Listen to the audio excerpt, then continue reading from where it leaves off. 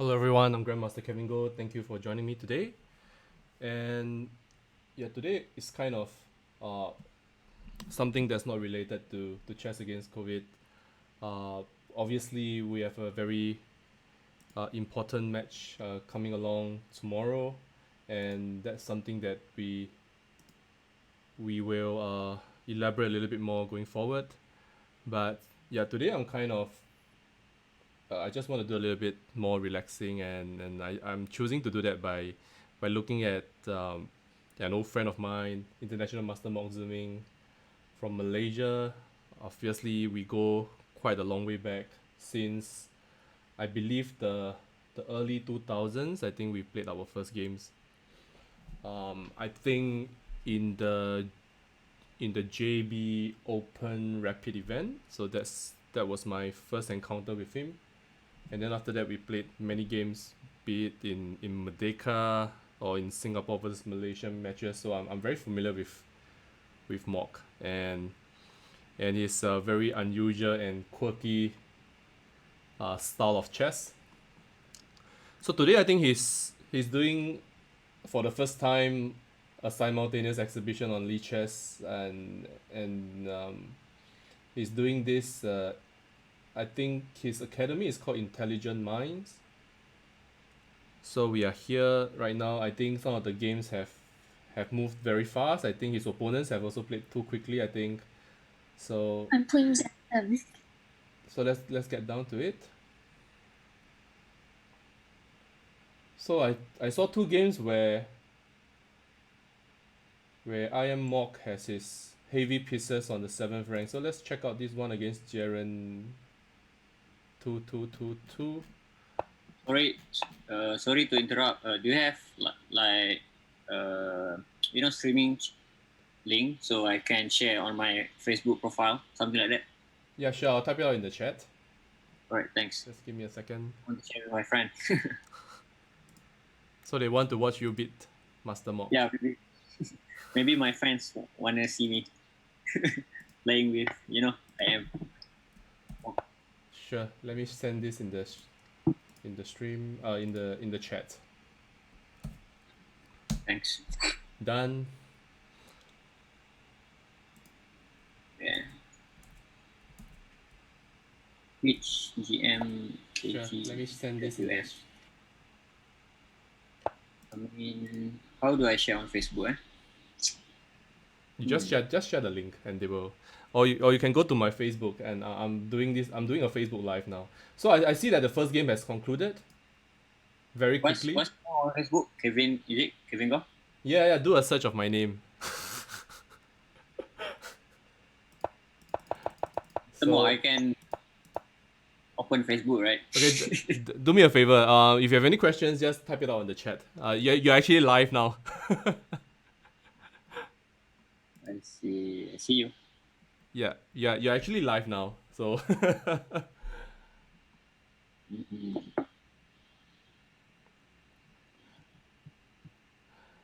Okay, so we see that one of the games have already concluded, and again we see Master Mok's favorite first move. I think 1g6, kind of his trademark. He has been playing this for as long as I can remember, maybe before I was born.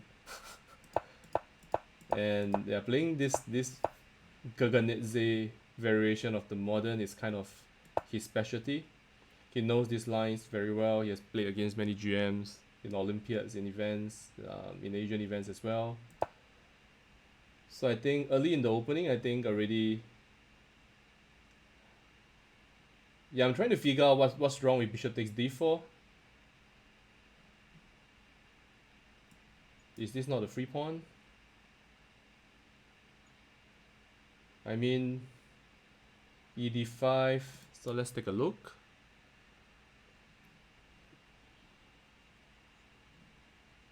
Or maybe I'm missing something. Of course, bishop b5 check, yeah? So bishop d5, bishop d4, ed5. And after bishop c3, which I thought might work, there was a dc6, and b7 is hanging. So you don't actually lose a pawn that way. And of course, if you take the pawn back, there's bishop b5 check. And then white wins white wins this piece. So I think from an opening point of view, after d5, I think the main line goes h3, and then black has a couple of approaches. Black can go knight f6, white goes e5, knight e4, knight takes e4, d takes e4, knight g5. So this is a line that that I am Mock is definitely very familiar with. I even remember he has a game with, which GM was it? Because I was there and I saw the game live. I think Mock played c5 and his opponent went, was it d5? Yeah, I think this was the line, and eventually the game was ended in the draw. I think this was in Turin. I think it happened in Turin. So knight f6 was a move. I think back then when I played against Mock in one of the Singapore Malaysia matches, he went knight h6, I think, followed with the idea of going f6, knight f7. So this is the kind of the beauty there is in the modern. It's very flexible. You have many different setups that you can use, which also means that it gives additional avenues to surprise your opponent, because you are less predictable that way. But I think I am Mock will also agree with me that fundamentally this opening is not a mainstream line for good reasons, because if white really knows his stuff well, he is assured of an advantage. But openings are not everything, except at the very highest level, say at the GM level. So I think this was an important point. I think h3 was definitely an important move to be played. Bishop d3 played, bishop g4, castles, knight f6. Yeah, bishop e3. I think here the main problem that white has is the c3 knight.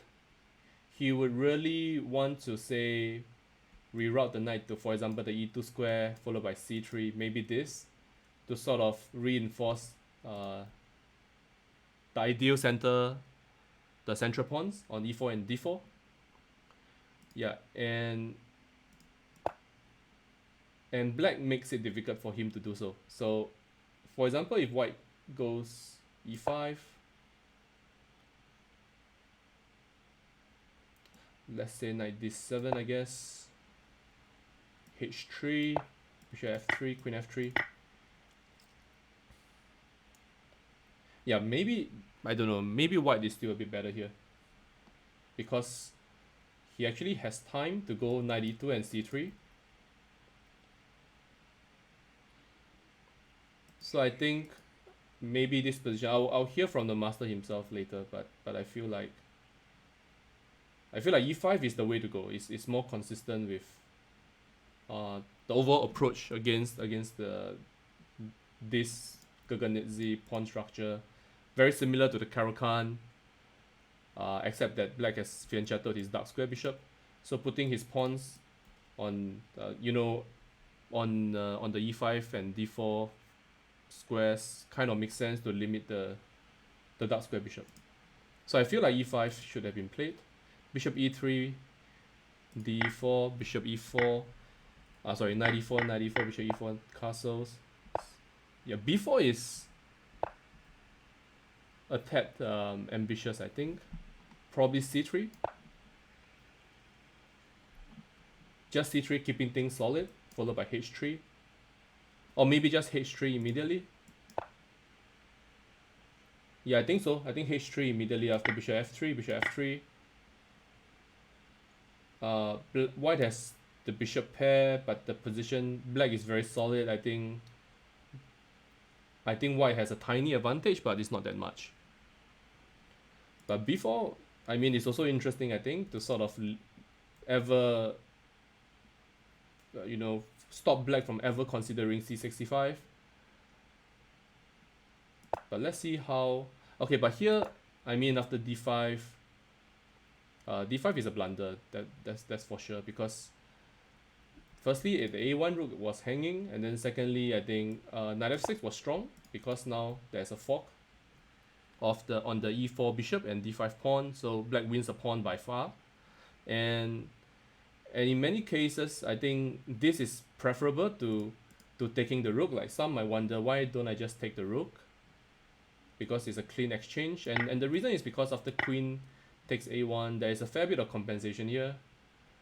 I mean, even I don't know, dc6, maybe there's knight f6, I don't know, but perhaps dc6, bc6, and queen a1, and there is some compensation. For example, bishop h6 is coming. This is a little bit weak. Black is for sure much better, but things are a little bit less clear. And of course, Iron Mock is very proud of his modern bishop. He doesn't give it up even for the exchange. And in many cases, I think winning a clean pawn on a really clean and central pawn on d5 is more important than taking the exchange in this case. So knight f6 I think is strong, and dc6 giving up a piece, I think more or less means the game is over, because black's, it's not just one piece, it's also the fact that black's pieces are active, and white's pawns are also in disarray. So after eventually I play rook takes b7, b4 is likely to drop, and yeah, basically this position is over. Okay, I think now, yeah, now it's just a rook down, and the game is more or less over. So I think the lesson to learn from this one is really, I think when at any point when you go b4, you need to start watching out for tactics along this diagonal, and secondly, watch out for tricks like this. So this is just tactical vision, I think. So let's move on. Let's see if there are any other games that, okay, so already the score is 3-0. Master Mo always says, you know, he likes to describe himself as an old man, but he's a very good blitz player. He moves fast. So don't get fooled by him. So a lot of, yeah, actually the many games are over actually.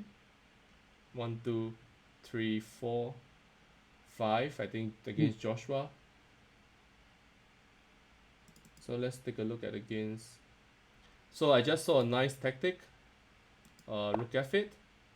It's a deflection, but let's see how it even got to here. So this is an interesting setup. Obviously not the best, as Master Mo will admit himself, but it is possible to experiment with something like this in the Simul. So I think here, for example, okay, so after this, in this position, I feel like it is the time to grab space in the center with d5. Yep, so here I feel like d5 is critical, in my opinion. And the reason is, it is a little bit like a reverse Philidor. So the Philidor goes, I believe, like this: knight f6, knight c3, e5, knight f3, knight bd7, bishop c4, bishop e7. So this is like the standard Philidor pawn structure. And if you look at it from the opposite side,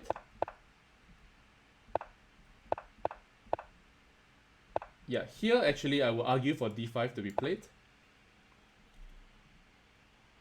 And it's actually exactly the same. If the knight is, the only difference is that the knight is on c3 instead of d2. So if you look at this again, the knight is on d7. So in this case the knight is on c3 and not d2. Which arguably is even better. It's even better from black's point of view in this particular position, because in many cases, white would prefer the knight to be on d2 and then to go c3, bishop e2, and maybe you can have some queenside expansion with b4, a4. The knight on d2 might be rerouted to f1 eventually, going to g3. So generally I think the knight would be better placed on the d2 square, but Master Monk doesn't care about openings.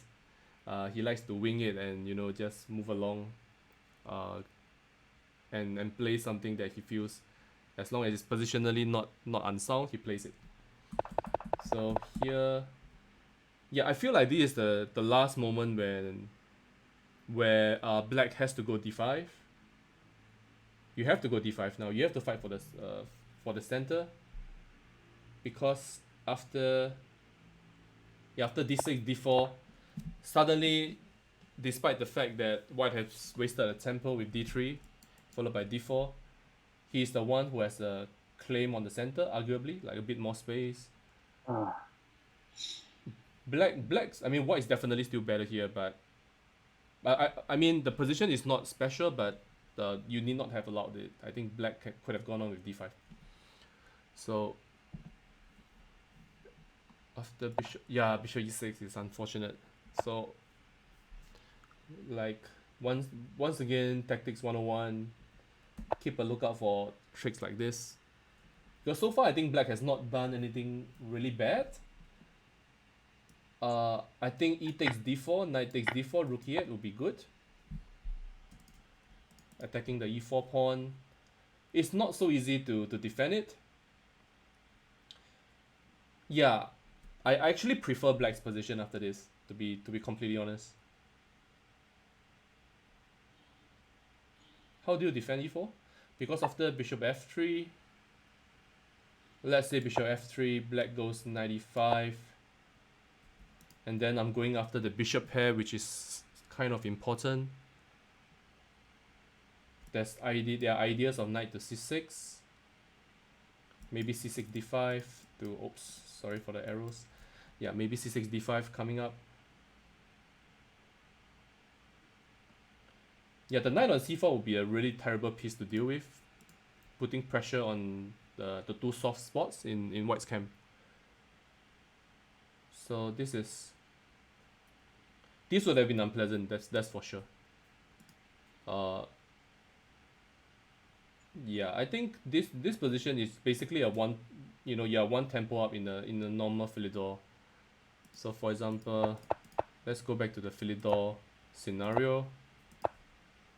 So in many cases, like black goes castles, rook e1, c6, a4. I'm just throwing out moves here to sort of explain why is that tempo could be important. Because in many cases in these lines, for example this, I don't know, let's go rook e8, and in many cases black goes e takes d4 followed by bishop f8 and attack the e4 pawn. So, but obviously in this case white is not down the tempo, because he played d2 to d4 in one go. So it is quite thematic to do this, especially given the fact that you have the extra tempo now. Yeah, but after bishop e6, d5, yeah, it's unfortunate. Black could lose more than one piece. He could have gone knight takes d5, and then I take on d5 and I win a second piece. So that would have been a disaster. But no, bishop d5, knight d5. Surprised with knight d5 actually. Why not knight takes e4? You win a pawn, right? Yeah, definitely you should have taken the pawn. The black opponent. I missed the name. I will check it. But yeah, if you could take a second pawn, you should. But basically, if you are pieced down, you should try to like win some pawns in return, so that it's not just a whitewash. If you have some pawns in compensation, that sort of that could act as some consolation, even though most of the time it's not enough. Yeah, after knight d5, ed5, knight e7, c6, c4, c6. Yeah, here I would advise to try to go crazy on the king side. You're pieced down against a good player. Normally it means like you have no chance of survival, but I think it's important to just keep trying anyway, because anything can happen in chess. Yeah, I would recommend to go f5. You know, just pretend that you are doing some attack on the king side, maybe. But yeah, you don't establish you don't make a comeback by giving up too quickly. You should try to fight hard. You know, find some counterplay always. Yeah, this is a bit too simplified because because black's exchanges pieces. Okay, knight d6 wins the exchange, and yeah, rook h8, very nice deflection tactic. So firstly, I think rook f8. Rook f8 is a discovered attack. Queen on e4. There's a clear path now from e4 to get to g6 after rook f8. And then here, after rook h8, black's king is deflected away, and the game is over. So, nice game against Avian. So the score is currently 5-0. Let's look at a game where, yeah, it feels like there's only one game that is where things are not so clear. I think it's this one against V Chong. So let's take a look at this game. Looks like a Banco Gambit. Yeah, d4 g6 always start with g6 on move 1. That's Master Mock's principle in life. Whatever you do, he's going g6. Anything. You can start with h4 and he will start with g6. Doesn't matter. He's not afraid of h5. You know, if you go a4, he will go g6. If you go g4, he goes g6. It's all pre-moved. Yeah, so this is kind of, I think they call this the delayed Benoni, and then transposes to a Banco Gambit. Yeah, I don't like bishop d3. I don't like bishop d3 because now white falls into this very typical tactic, knight takes e4. And I can give you another example when this tactic could happen. So for example, after d4, knight f6, c4, c5, e6, which is another opening. This is called the Benoni, but it is very similar to the Banco in the sense that black puts his bishop on g7 and tries to play on the dark squares. White goes knight c3, takes, d6, e4, g6, h3, bishop g7, knight f3, castles, bishop d3, and here a huge main line goes b5. This is the established modern main line of the Benoni. And the point being that after, for example, either whether it's bishop takes b5 or knight takes b5, the response is the same. So let's say bishop takes b5, knight takes e4 is the tactic. Now attacking the c3 knight, and after knight takes c3, black goes queen a5, and because of the fact that the f6 knight has left, the g7 bishop has a clear line to c3, so knight c3 does not work. Knight c3, bishop takes c3, and black is doing very well. So instead, after queen a5, they go knight to d2, knight f d2. I mean, queen takes b5, knight takes d6, queen to a6, and knight to c4. So this is sort of the main line in the Benoni. I think growing up when I was a kid, there was also this line. Let me try to remember how to set this up. Some funny line with like a6, and after knight c3, c5. Yep. This is a little bit different, but I thought I would just share this funny line. By the way, I think after c5, d takes c5 is the strongest, but I will not go into any detail. The theory runs a little bit too deep for this. But after d5, b5 takes, I think that's this move. Queen b6, knight c3. Yeah, bishop b7, bishop d2. Yeah, queen to b6, e4. And now there's another very typical tactic. Now there's no bishop on g7 yet, but I wanted to show this. Yeah, so after this series of moves, bishop c4 and now knight takes e4 is a very typical trick. The point being after knight takes e4, d4, and I win the piece back, and I will get a nice central control with my d and c pawns.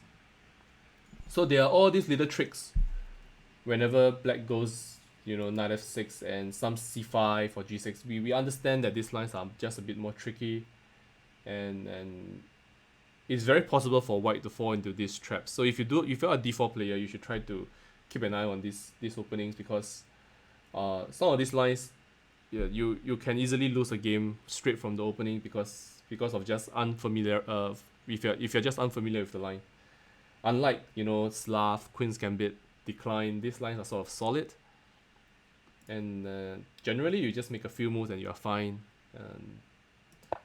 But this Banco stuff can be very tricky. So I think here definitely, I think after a6, white should go a4. I think that's sort of a given. You go a4, and the point is, you can go h3, castles a4, and the point is after bishop d3, a takes b5. Let's not even talk about the tactics on e4.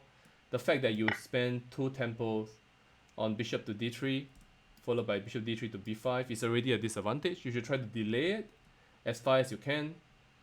And one way to do it is just to find some other useful moves, because bishop d3 will happen eventually, but maybe you can do some other stuff, like for example say a4. And if he takes, right, let's say if black is a dummy, he play a takes b5, you go bishop takes b5, you save a move, right? So at least you give a chance for your opponent to go wrong. And let's say the opponent is smart, he goes knight bd7. Okay, maybe you go knight bd2. Also generally a decent move. Maybe at some point you want to go to c4, you reinforce the e4 square. And then black has to find something, like he cannot just keep making waiting moves. I don't know what kind of waiting moves are there. Say bishop b7. Okay, you go to b1, also a useful move, because it defends, it gets out of the diagonal. And maybe you can go b3, bishop b2. So that sort of thing. I think you get the idea what I'm trying to say. Basically, you going bishop d3 and then walking into a takes b5, bishop takes b5. Is something that you should avoid as far as you can. I understand that sometimes you can't. You have to develop your pieces eventually, but not so easy. Like this is making it very easy for your opponent to waste one of your moves. And the fact that knight takes e4 works in this position does not help. So yeah, this position is, I would say, very unpleasant now for white, because black has won his pawn back, but white has lost a very important central pawns. And after knight queen a5, bishop d2, queen b5, black has the bishop pair. White can castle. Black has very easy play down the a and b file. So I would say this position, I think black is strategically winning, but of course converting this is a lot more challenging. It's easier said than done to win this position. There's still a lot of work to do. So knight c3, queen d3, queen e2, bishop a6. I think, yeah, kind of surprising, because I wouldn't have changed queens. I would have kept queens, because the b5 queen is a monstrous piece at this point. Like I would definitely have kept queens here. Like for example, queen takes b2. How's queen takes b2? Just take the pawn. It just looks winning, yeah? I win a pawn. After rook b1, I go queen a3. There are no tricks as far as I see. I'm attacking this. So rook. If rook b3, I go queen a6. Even better. I still prevent castling. Yeah, I mean just take the pawn. Why not queen c2 after queen e2? Hello crazy boy, thanks for commenting. Yeah, sorry, thanks for following. I didn't notice. Sorry. Yeah, after knight takes e4, queen a5 takes knight c3, queen e2. Yeah, you can go queen c2 is a good move. I think it's a good move. But obviously it was even better previously. So queen c2, the point is not to take on b2, because after queen takes b2, maybe you run into some problems. But the point is after castles you have bishop a6, and then taking the rook. Yeah, precisely. So and this just wins. Yeah, definitely you should black should have kept queens, but maybe the master wants to show his endgame skills. He wants to demonstrate the power of the bishop pair in an endgame, and that's why he decided to take it easy on his opponent. So after bishop a6, I think black's advantage has decreased, but it's still substantial. I feel like this is just a winning position for black. In essence, it's hard to explain why, because the material is even, but from a strategical point of view, it's just so difficult to play for white. That in practice this position is more or less lost for white. I mean, yep, here a4. I think this is good. I think it's important to fight back. I would have gone rook hd1 maybe, with the idea of going b3 a4, but okay, whatever it is, what is going to come under a lot of pressure on the queen side. Yeah, bishop c4 is a nice move actually. But knight d2 was a nice move as well.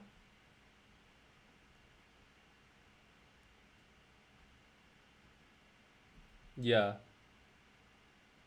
No, so maybe not bishop c4 immediately. Maybe rook b4 first. Or no. Obviously, I mean, of course you go knight b6. You have to go knight b6. You go knight b6 and knight c4. And white cannot stop with b3 because the bishop takes c3 simply. And then, yeah, the white's position is just a train wreck now. After takes. I mean, you can do anything. You can go rook b4 followed by this. These pawns are going to 4 eventually. I'll go c4, exchanging these two pawns off. Sorry. So if I exchange these two pawns off, this a4 pawn will be very weak, and then eventually black would pick it up as well. So yeah, I kind of like knight b6 a bit more than bishop c4.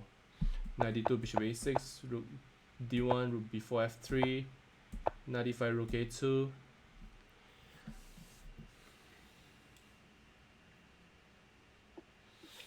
Yeah, this position is very difficult for white to hold, I think. So let's go rook b8.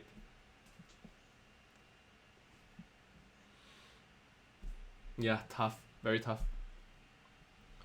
Knight d3 coming, attacking b2. Yep. So let's see how the game is like now. Maybe the game is already, yeah. So the game has sort of transitioned into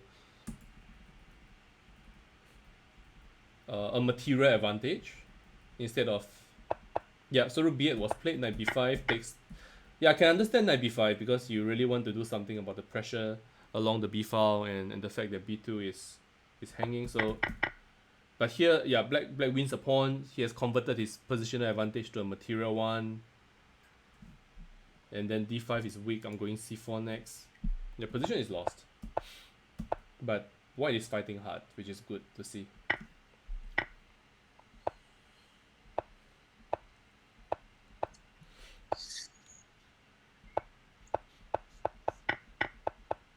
Yeah, so this position,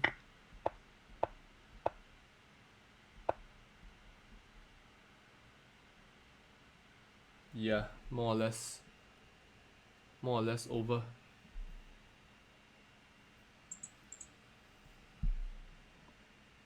So what about the other games? I'm suspecting most of the other games will be over very soon. This is a nice mate against CCJX.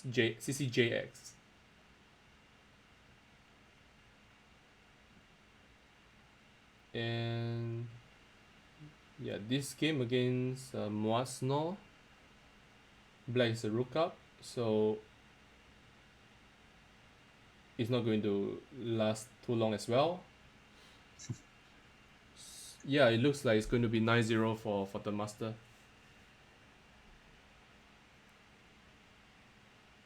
Wait, what? C3? I mean, obviously I saw C3, but white could stop it. Like, he didn't have to do this. So king takes e2, c2, rook c7. Black still wins, but this was completely unnecessary because now he's just a pawn up. After c2, black is just a pawn up, and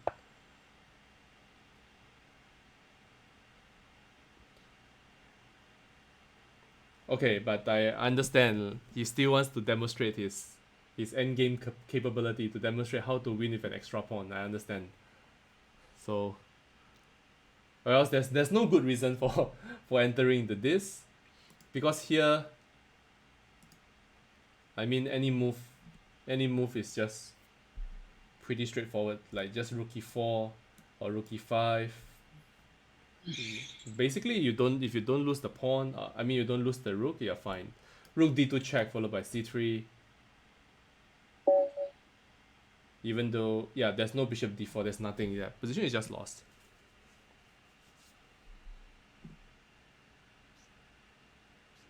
Bishop d4, bishop b2. Okay, so I think the point is, if you go rook e5, there was bishop d4, which I missed because there was a mating threat on rook a8. So just rook e4, I guess. No, the easiest is definitely rook d2 followed by c3. That's the easiest. That's for sure. Ah, you're saying that? Oh no. That's insane.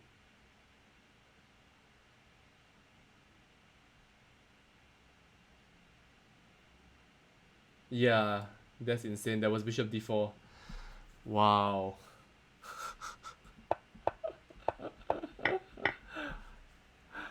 Yeah, so now the position looks like it is likely to end, likely to end in a draw now. Yeah, this is just unbelievable. Yeah, you go bishop b2. What is he doing? Why are you helping him to move his king forward? Go bishop b2 now, come on.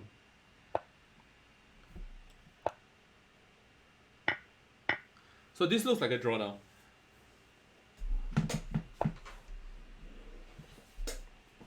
I mean, white has something like a moral advantage.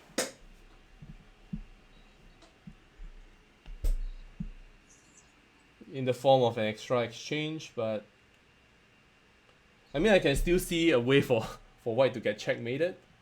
King f4, bishop e5, king g4, f5, king h4, g5. That would be a nice helpmate, but this is not going to happen.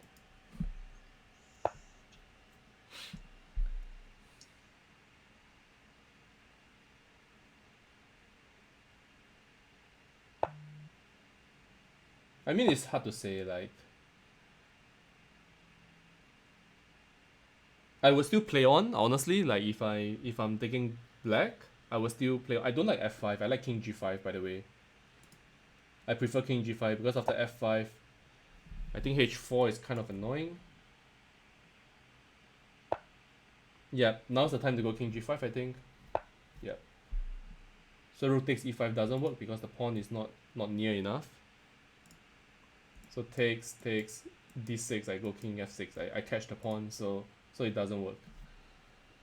Yeah, I don't like f5. I prefer king to g5, king to f5, and then figure out how to try to win this pawn.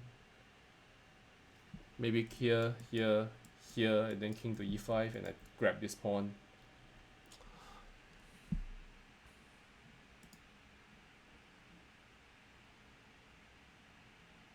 I mean, obviously, white should have a good way to defend, but yeah, black is in no danger of losing this. Uh, okay, I think to be fair, both players should not lose this. So I think the rest of the games are over, and yep, 8-0.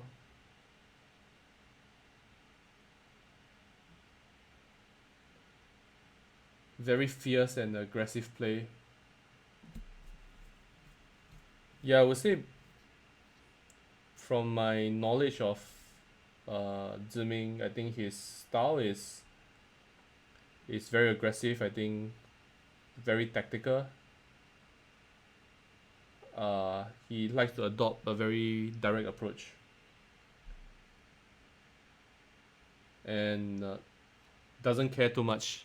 Like he has a very good set of opening systems that he has used very successfully throughout his chess career.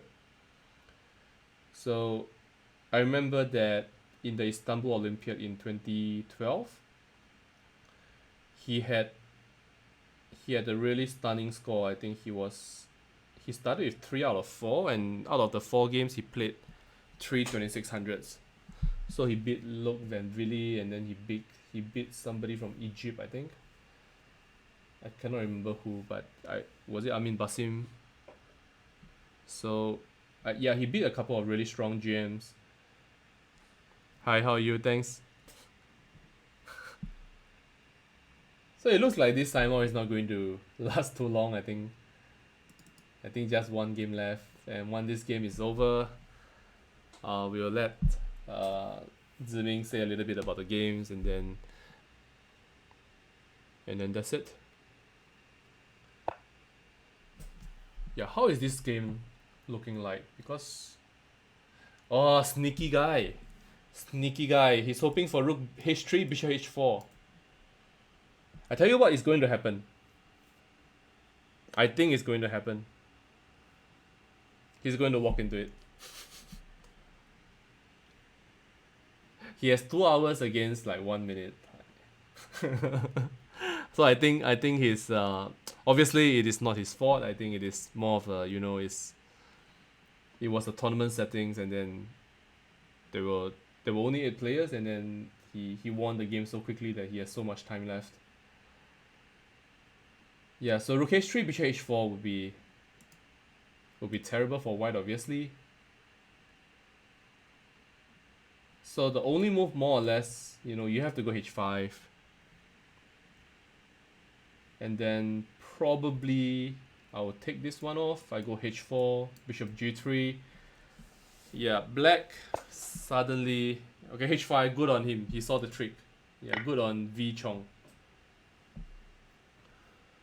I suppose you can argue for g5, h5, you go g5, king f3, and then you try to win this pawn. Actually, that's what I would have done.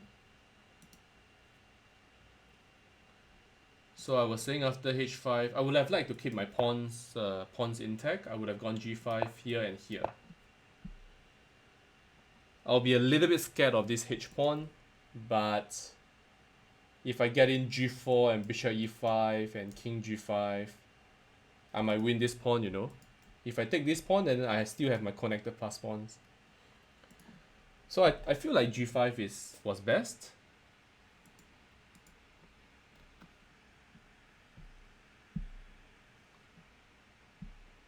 Yeah, g5. How yeah, I'm white now. So let's assume that I'm white. How would I defend this?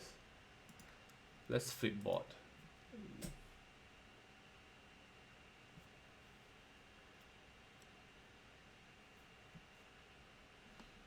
Probably some disturbances. Yeah, probably something like this. I have to create some disharmony in black's setup. Yeah, rook b8 probably makes some sense. And then if your king starts to wander, I start charging my h pawn and I win. So this wouldn't be very clever. Yeah, so g4 I think kind of makes sense. king somewhere. Let's say here. So there's a way. So for example, I can go here, here takes and king f4 followed by king takes f5. So easy draw. Yeah, no problems at all.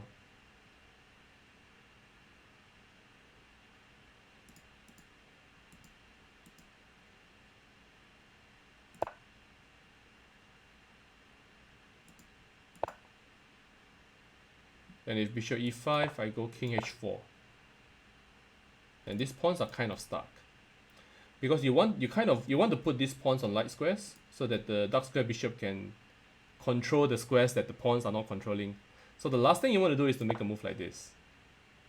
So this is not what you want to do, because let's assume that all these things don't matter, but the king can stop these pawns like this, and it's not good, because the dark square bishop cannot help to in terms of pushing the pawn forward. Let's take the other things out of the equation. I know there's king g5 and maybe you take the pawn, but in general I think you want to put the pawns on the opposite colors. So let's see how the game is going. Yeah, I kind of expected this. I didn't like this decision. Now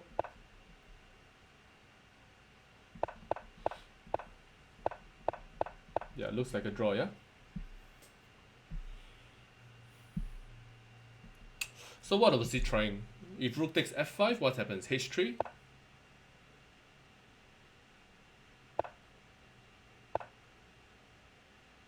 Draw. So game is over.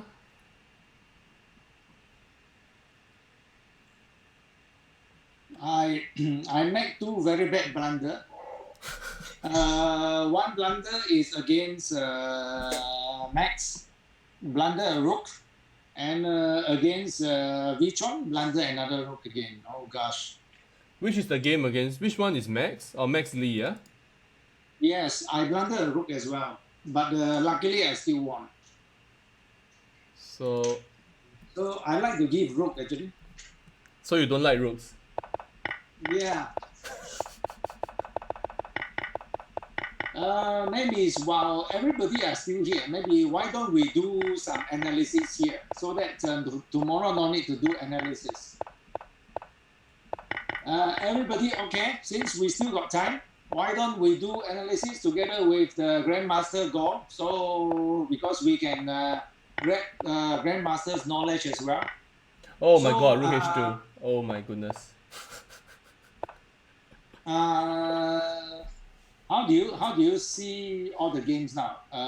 So you have to, because you are streaming from there. So I think we have to do it in Lee Chess, the analysis. no. So I am, I can see the games. Then you can just point out what you want to talk of, and then I'll just go there, and then I'll let you do. So you have to point me, you direct me like which game you want to look at, and then. Yeah, but the thing is, the participant don't see the screen. How do the participants see the screen? They go to your streaming, right?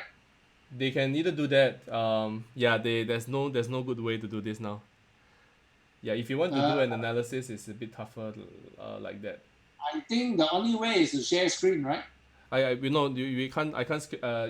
You can't do that. For streaming purposes, you can't do that. Can't do that. Cannot. Yeah, it doesn't work. But the host can. No, I can stream. So it's not possible. It's because we are live. So you don't do screen sharing when we are live. It's not possible. So what we can do. So what do you suggest? So you point me in the direction. Which game do you want to analyze? And then you guys will look at the game from your own computers. Can they do it? Everybody is on Lee Chess, so you can click on your own games, right? So for example, if you want to look at Vichong, the game against Vichong, then you click on the game lah. Click on the game on your own screen, and then we talk about the game like that.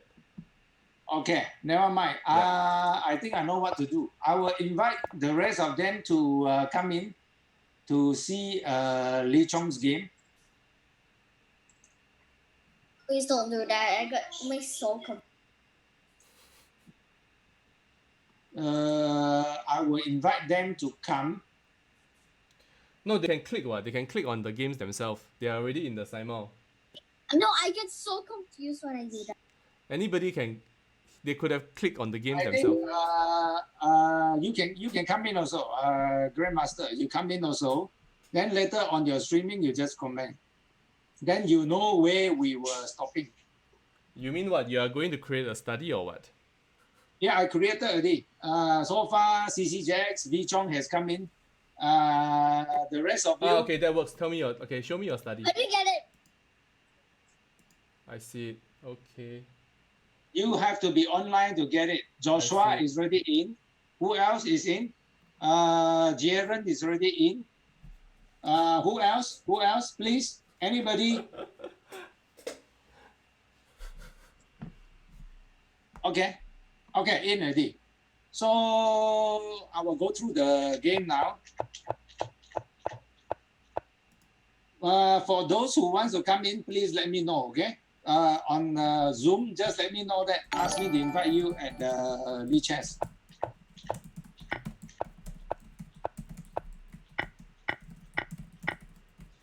This is a very famous trick, knight e4. Right, this is a very famous trick. And then normally black will end up better because of the light square control along f1 a6 diagonal. So I guess the Grandmaster will tell you more. Which one are you talking about?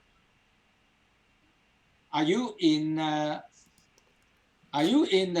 Lichess? If you're in Lichess, then you know what I'm talking about.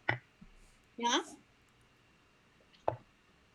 So now I control this diagonal, right? I control this diagonal, right? This is the problem with white's positions. Oh, which game? Which game are you talking about? You need to go to the. You need to go to the study that. No, who is that? Joshua, right? Joshua is in the Lichess. He's in. No, which one? No, which game are you talking about? Who is talking now? Jaren, is it? Yeah. Jaren, you are not in Lichess. You didn't accept the in Lichess analysis. Jaren, you have to be in Lichess analysis. Come on, I already invite you to accept the Lichess analysis. You have to come in. You don't come in, you don't understand what we are talking. We have Farrell, Darian, and Jaren not yet coming. These are those people who are still in Lichess.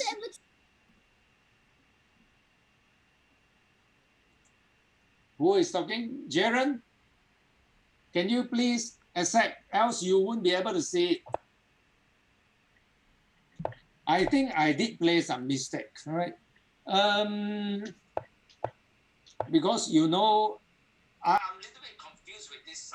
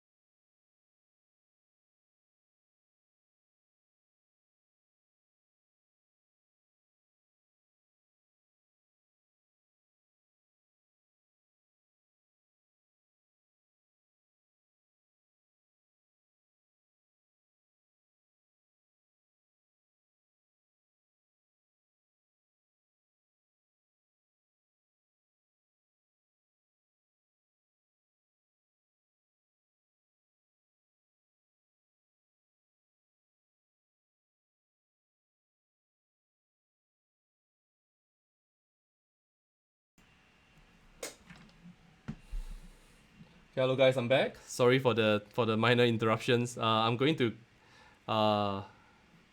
let the Master Mock do his training in. I'm going to let the Master do his training in private. So, and then in the meantime, I want to play some Blitz. I want to play some Bullet or whatever. So if anybody wants to challenge me, same rules. Just write to me on on Twitch, and I'll accept any challenge. Doesn't matter whether it's rated or not. Just not a 10+5 sort of time control. I think Blitz is fine. So let me just send it out.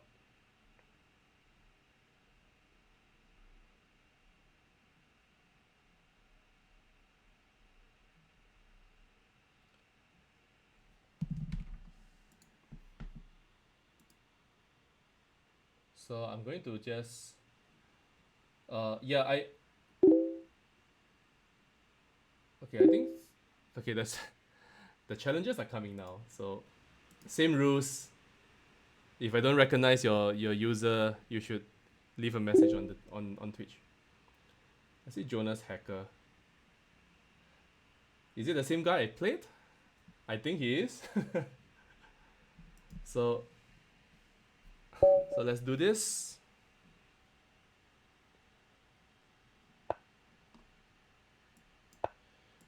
Yeah, I think it is a good time now to say a little bit about the charity and where we are at the moment. If you look at the top left hand corner of the screen, you see that we are at almost 83,000, which is, I mean, at the start I know that we sort of said 100,000 Singapore dollars target, but I think we all understood that this was always going to be a difficult challenge, and we understand that, you know, it was very ambitious, and none of us could have imagined that we would even reach this far. And I just want to really thank everybody for your very kind and generous donations to help others in need. I think it shows a lot about how Singaporeans can come together, I think, as a chess community to do something good to help other people. So I'm very moved by the success of the charity so far. Hello Clash, yeah, Clash Kid. Thanks for following. I think you are right that raising money in chess is hard. Let's not even talk about charity. Let's not talk about the fact that times are hard. You know, businesses are going down. People are just more careful with how they use their money. And in many ways, I'm really proud of the local chess community that we could stand together now, and, you know, to raise this sum of money. It's not trivial, to be really honest. Of course, this would not have been possible if we just, you know, you can't just ask for money and you don't do a thing. You have to show that you're really working hard for it. And we have so many volunteers for this whole movement that you know, I don't even know what to say. It shows that when times are hard, there are still people who are willing to give up something. So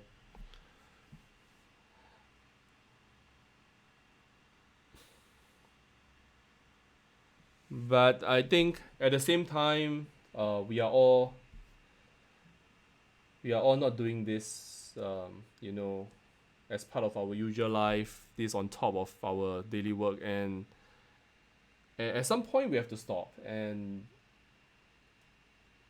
chances are, after tomorrow and the finale, which is the Singapore against New York City match, you could see the nice poster that we have.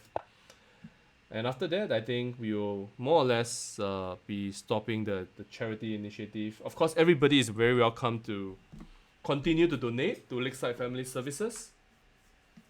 They have been doing an incredible job themselves, because I understand they assess the families in a very stringent manner that these are genuine cases, and which was one of the reasons why we chose them to start with. And of course, they will need all the help they can get. If you still want to donate, you want to do something good, and continue to help others. Of course, you can. Like, you can still donate directly to them, but it wouldn't be. I wouldn't say that it's because of it wouldn't be part of our Chess Against COVID initiative. We are probably going to still continue doing some events. Like, we will do a few events here and there, just for fun.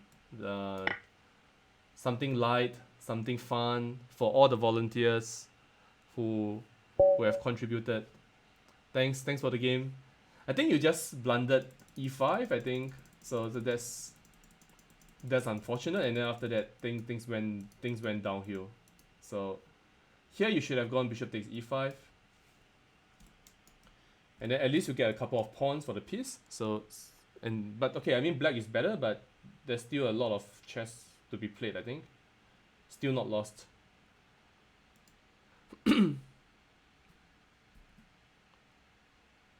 Yeah, I saw Caleb Senior, but I'm not sure whether you are following me on Twitch, so I'm not accepting. Okay, so this chap I'm definitely accepting,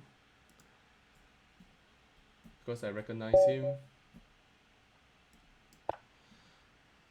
Yeah, so tomorrow obviously I'll be playing in the match against New York. My opponent is Grandmaster Mark Paragua. He's a very strong Grandmaster. He's Filipino. He's based in New York right now. He has his own academy. I think he's doing very well. I think his whole family is based there. And obviously a very tough opponent for me. I have done badly against him in many events. So I feel like there's a lot of pressure. Probably self-induced, right? It's just a charity event, but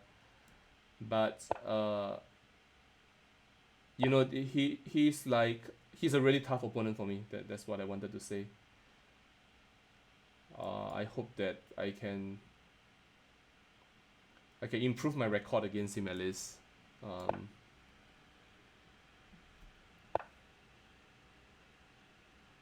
Yep, sure, I see your challenge, thanks.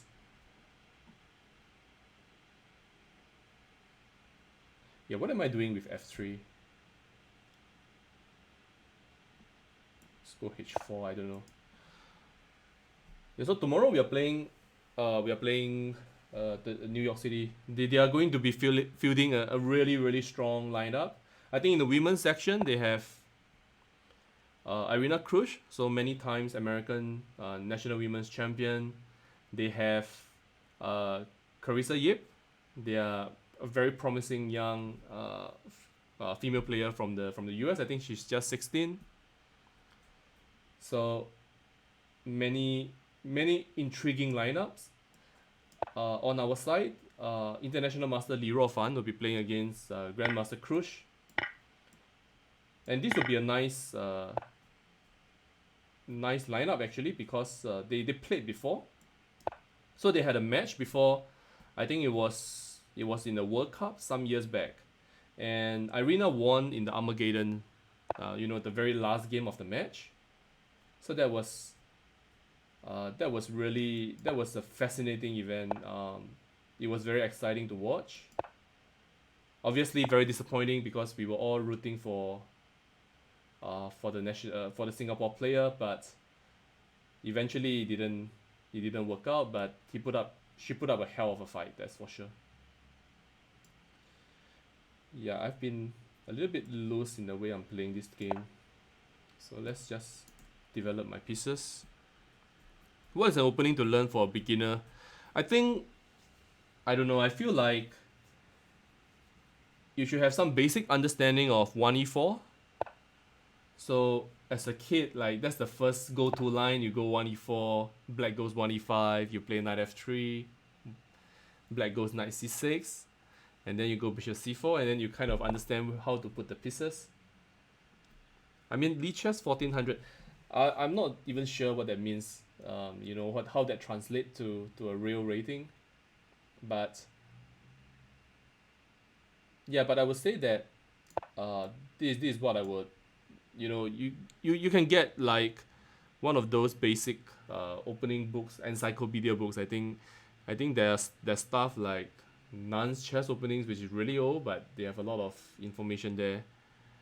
Um, just to get a general understanding. You don't there's no need to go deep into any lines when you are first starting out. That's for sure. Yeah. So now position looks a little bit more promising. Okay, I see. The idea is to go knight c6, I guess. I wanted to go f4, but then I don't have a nice response to knight c6. So this position is a little bit tricky for me. Maybe takes a knight to d5 maybe. I don't like the idea of allowing this bishop to come to f5. Yeah, my opponent is doing good so far. Takes knight d5. Maybe some knight b4. Okay, that's c5. I don't know. So London, I think the London is also fine. Nothing wrong with the London at all. It's an easy opening to learn.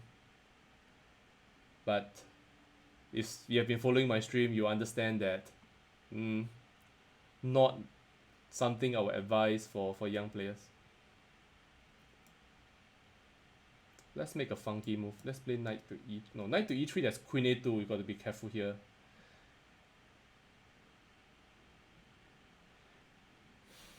Yeah, I'm not doing great in this game. Let's go king b1 just to take care of this.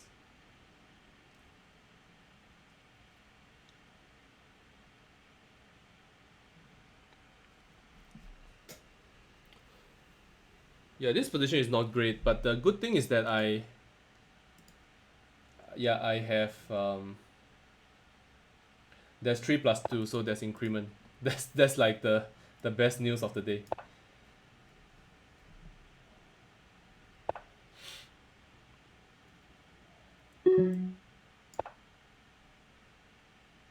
Yeah, without increment, this game is just going to be very bad, I think.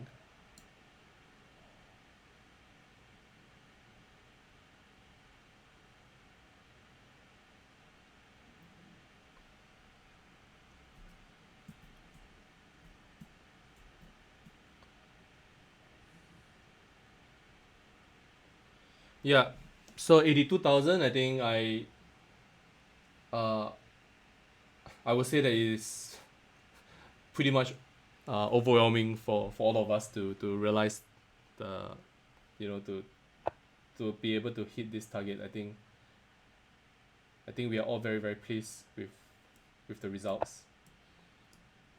I'm not sure what I'm doing. And the fact that I think recently the government announced the Fortitude budget, and one little known fact about the budget is that the government is going to do a dollar to dollar matching for qualifying donations, and Lakeside Family Services qualify. So this is very very good news, and it means that the 82,000 that we have raised instantly doubles up by the government. So that's great. I think it's really great news and very helpful for the families who are in need of money. So if I'm not careful, I'm going to get flagged, and I think having this a5 pawn is not. It's really troubling me.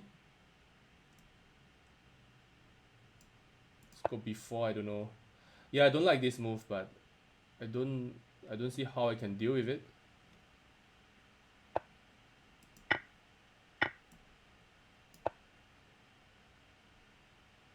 Maybe I can make a draw here. I'll be happy to make a draw in this position. Let's go king a3, king b3. Queen d5. Getting dicey. Ah, blunder. 95.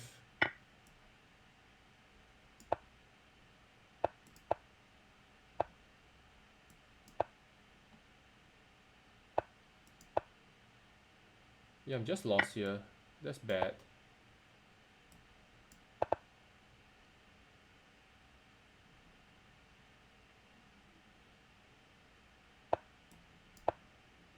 Yeah, just too much talking.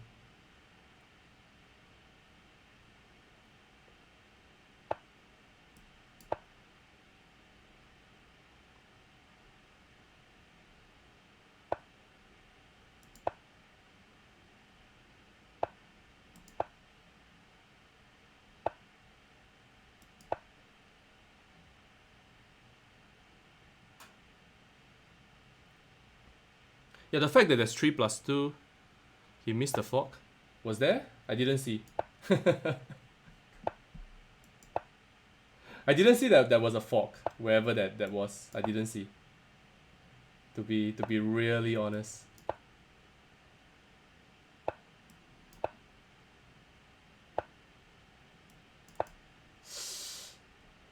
Yeah, I'm very close to losing.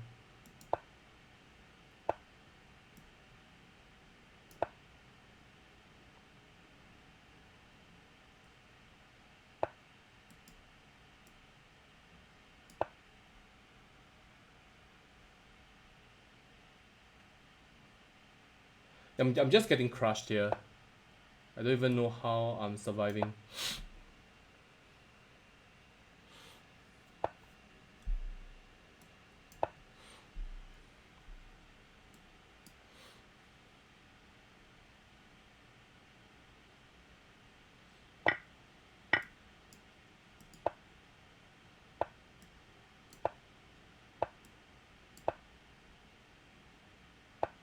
Ah, come on.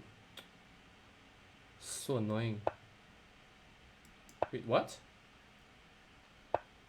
Okay.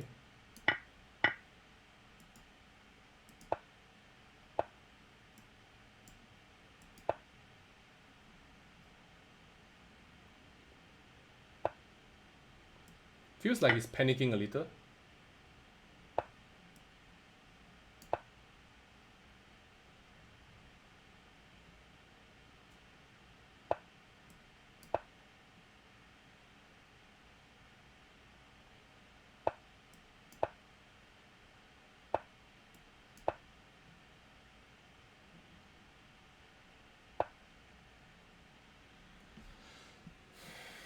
Are there any more tricks? I don't really want to make a draw now.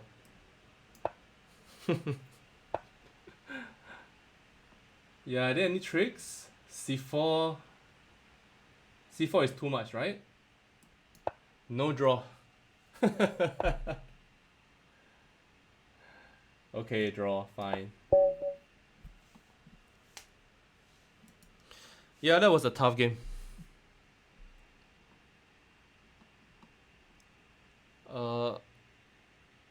Yeah. Kames 09. Let's go. No 10 plus 0, guys. No 10 plus 0. Don't challenge me 10 plus 0.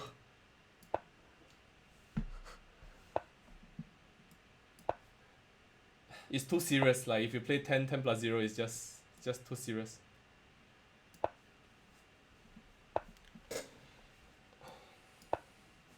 Joko Piano. I'm not sure if anyone is following the Magnus event that's ongoing, because you're missing out a lot if you're not following.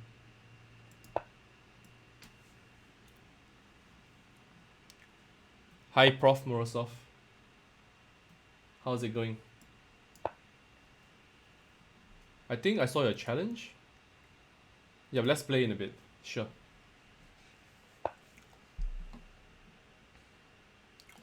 Should be 5. Let's go here. I'm hoping for like d4, d5, maybe.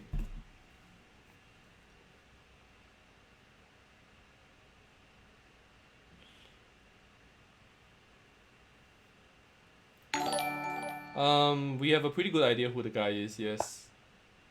Very decent idea actually, but not at liberty to share right now.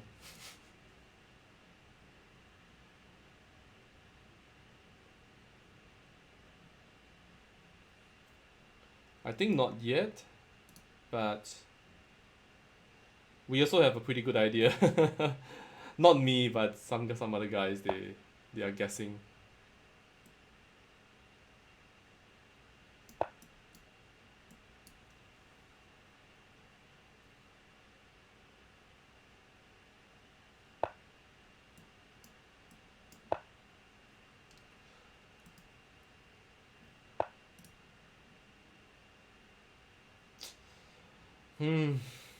Kind of overlooked this. I'm not very sharp today, to be honest. I played d4 a bit too quickly. Hi, Surya. Hi, thanks for following. Yeah, I don't know. Today is just I'm not very sharp today, am I? Because now playing d4 is a bit too early. And obviously, I don't want to make a move like d5, which helps the dark square bishop come to life. So definitely not something I wanted to do. But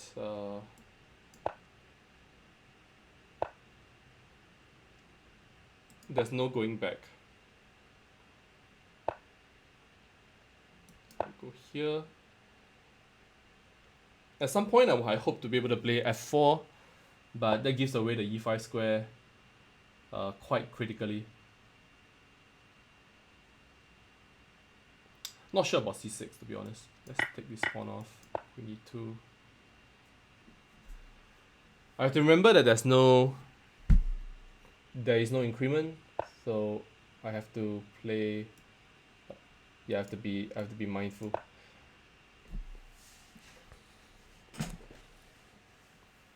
So later on at 8 o'clock, I'm actually playing some kind of a match that I don't even know my opponent yet. I probably should check it out. But I'm playing a match against a chess club from Turkey. So that's going to be quite interesting. I could have taken on a6, I think. Forgot about it. But yeah, basically, I'm playing a rapid game today against a strong player from Turkey, and then tomorrow we are playing. Wait, okay, I better stop talking so much. Like running out of time.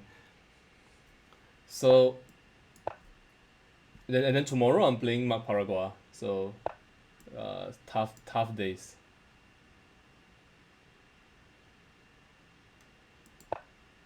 Tough days ahead.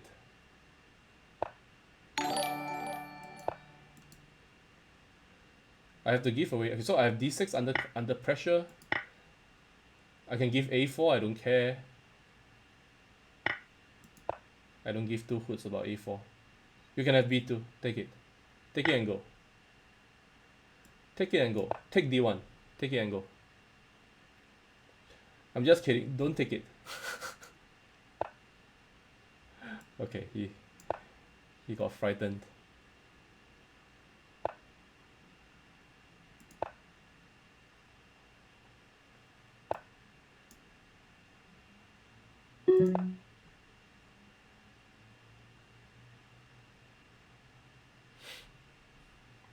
No idea how this is going to pan out.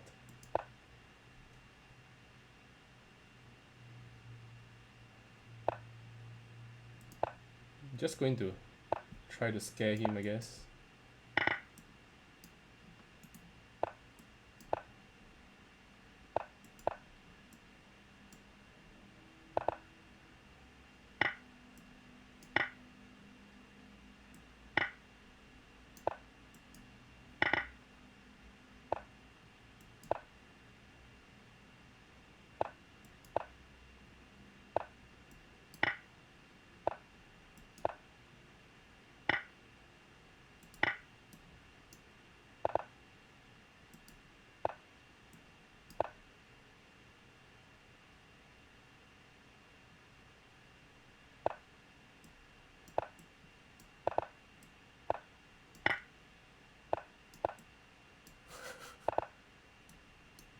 This is so insane, man. Sorry, bro.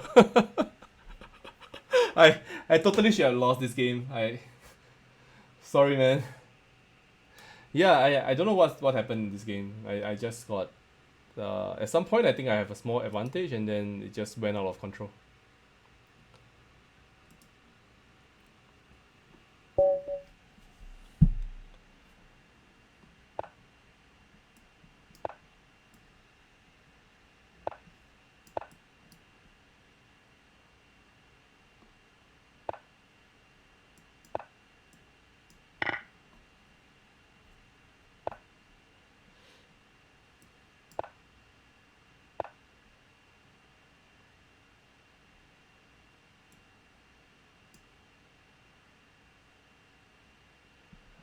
I have a very decent uh, suspicion on who this Prof Morozov is, but I'm going to keep this to myself.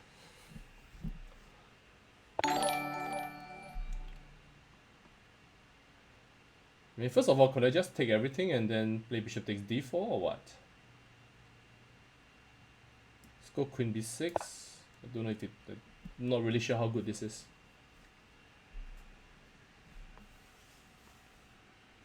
Yeah, sure. Thanks. Sam. Thanks. Surya. Yeah, I'll just get down to it. So let's take this. Let's take this one off.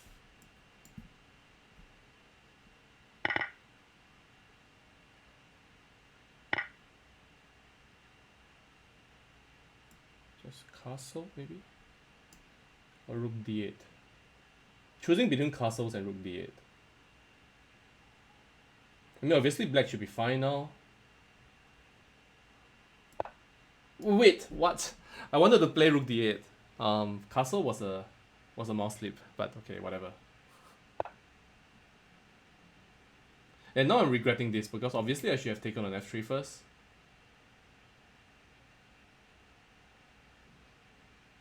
Yep, the king on the queen side is just so weak that it doesn't belong there actually.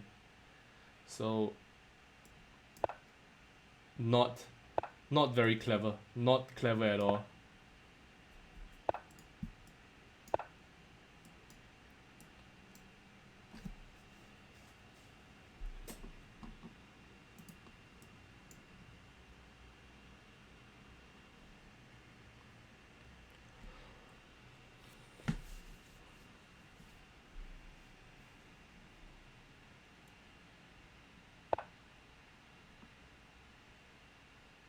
Yeah, this is an interesting move.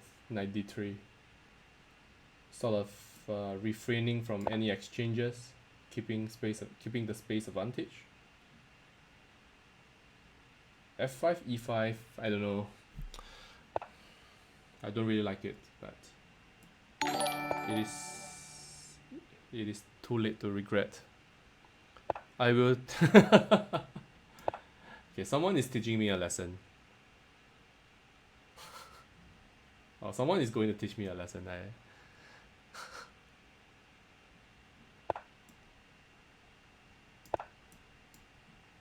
I think black is fine now, I think. Because my knight is quite nicely placed on the e6 square. Yeah, it's starting to be a relatively decent position now. Can I go c5? Okay, let's go king b8 and I threaten to go c5. The problem is this bishop.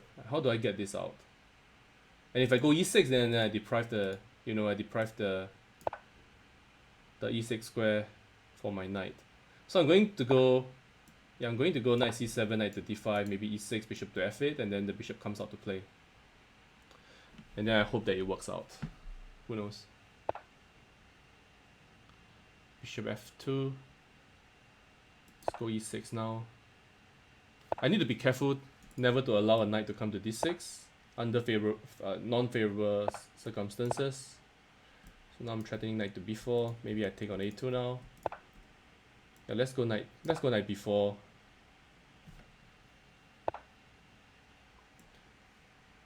Let's go knight d5. Bishop e7. My knight is, yeah, my rook is on the verge of getting trapped, so time to regroup my pieces. Let's go here. I want to go knight b5 next. Let's go knight b5.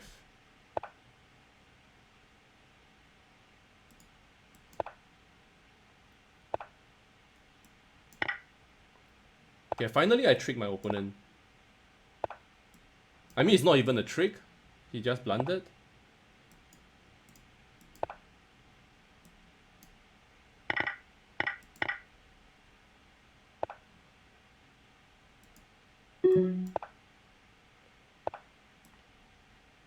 I'm not happy about this transition, by the way. Like to this ending. I feel like I've let this slip. Yeah, definitely I've let this slip, I think. Because now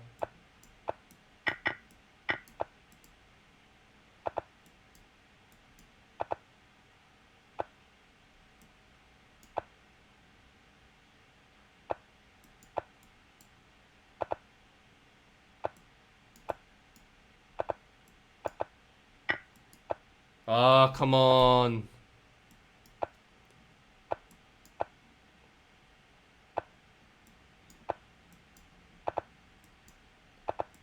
Come on. How do I lose this?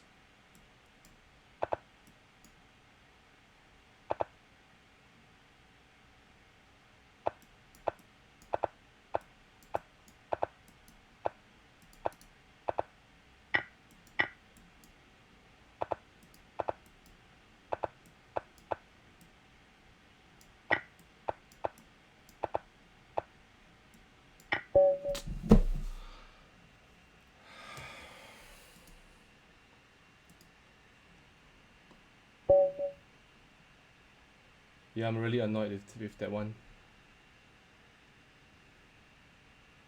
That's just so annoying.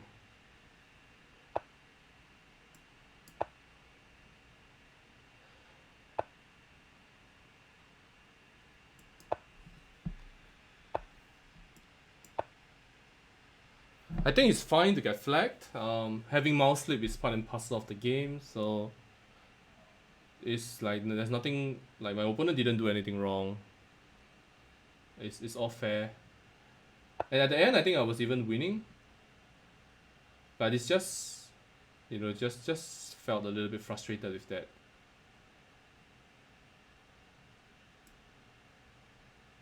Yeah, here there are a few ways to play this position. I guess you can go d takes c4, you can go bishop f5 followed by e6.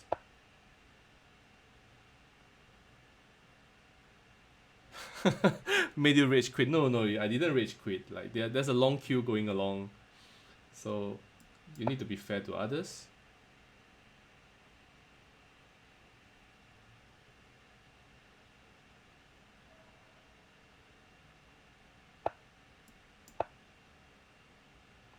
I guess it's normal to feel like I'm not angry or anything, but it's just a little bit frustrating.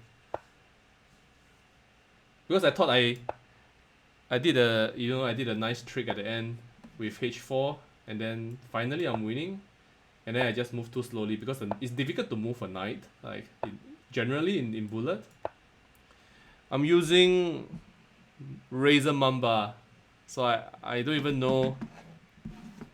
No, but the problem is that I'm not using the wireless thing, so there's a wire going. I'm using a wire, and it is not the best for internet chess. Ideally, you want to use Bluetooth.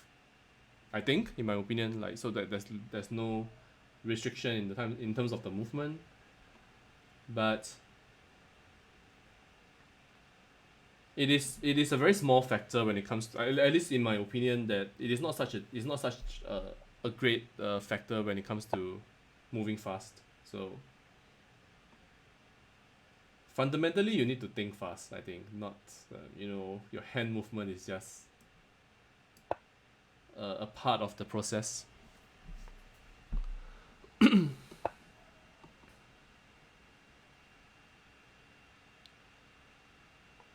Really? But the wire, the cable restricts my movement, so sometimes it gets in the way. Actually, it happened in the game just now, like towards the final stages, it got in the way.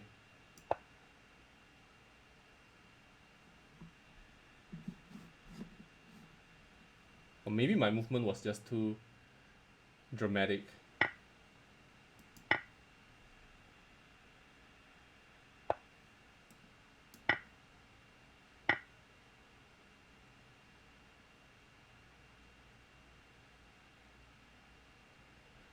What is this position? Let's go b5.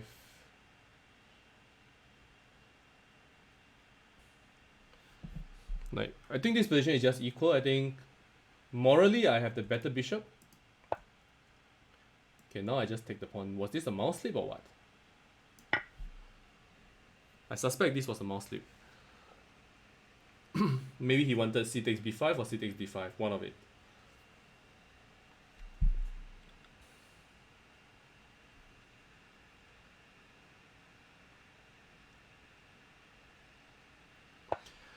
Yeah, just now it was a little bit awkward. I didn't see queen c2, so this was. I mean, if this was intentional, then it's quite clever. I didn't see this. Yeah, this was missed. I don't even know how it's possible to miss such a move. It's quite obvious.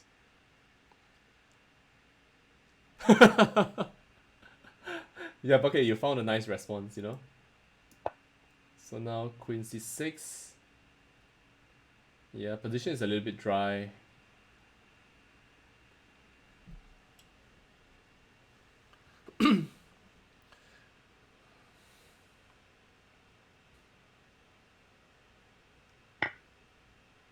Okay, here I thought of going queen b6, queen takes d7, rook a7, but he's not going to fall for it. He will go back to c2, and then, or he can change queens and nothing is going on. And then the other way is to go rook c8, rook c2, queen, so rook c8, queen b5, rook c2. Let's show the arrows. And then now, like queen to d3, rook takes b2, queen to c3, and then I'll take, and you know, two pieces. Sai Krishnas is asking, why don't I try the Jerome Gambit? What is the Jerome Gambit? I'll try it if you tell me what it is.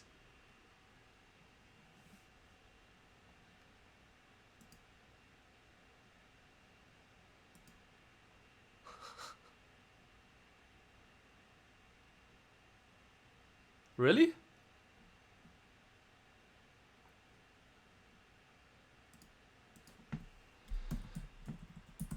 So, am I a noob or what?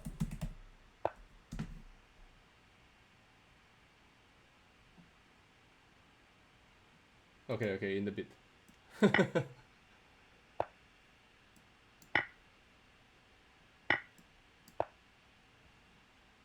So what is Jerome Gambit?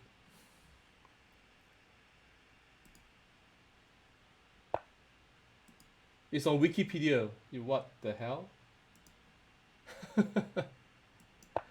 Yeah, it looks quite bad. And why are you kids like familiar with this sort of nonsense?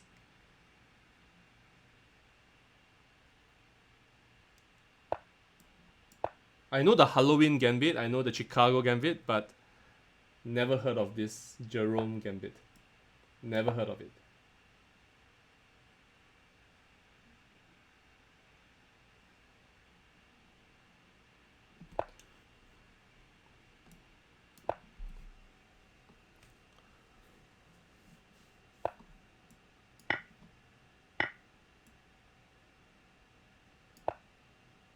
A GM played it?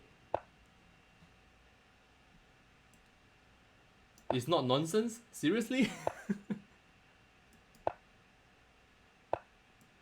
It's not nonsense, but it's rubbish. Yeah? Really? Come on. He's never going to play in the serious game. There's no way.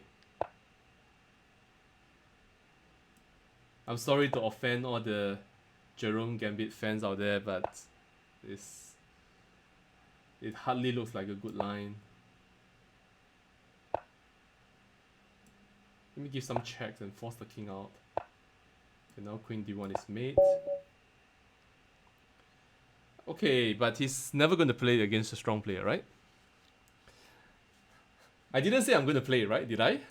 Can I weasel myself out of it now?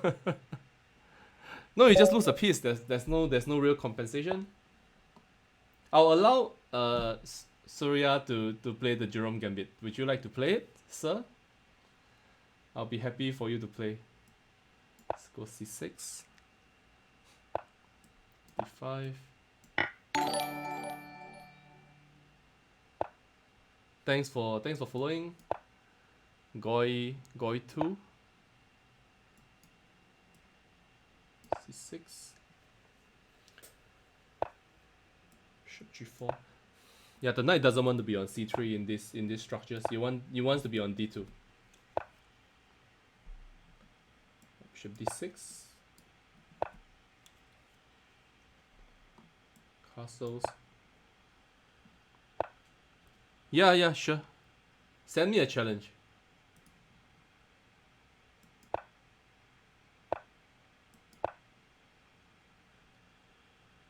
So I was supposed to be.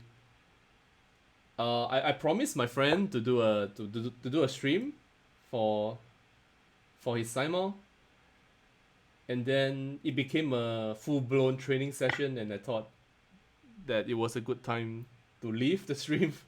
I mean, to leave the conference.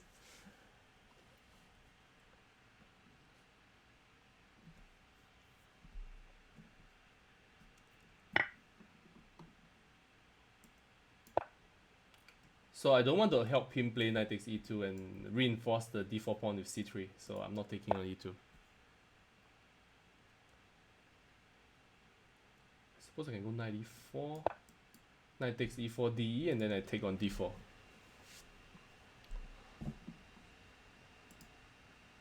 You can challenge me on lichess. That's fine.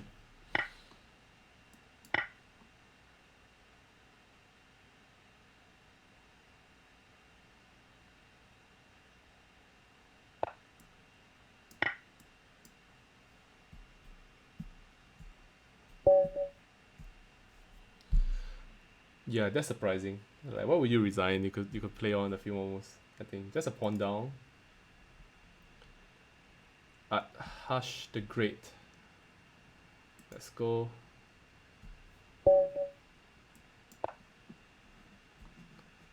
Yeah, okay, sure.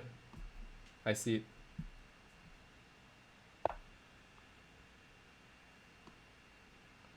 Knight f3. Go bishop c4. Castles.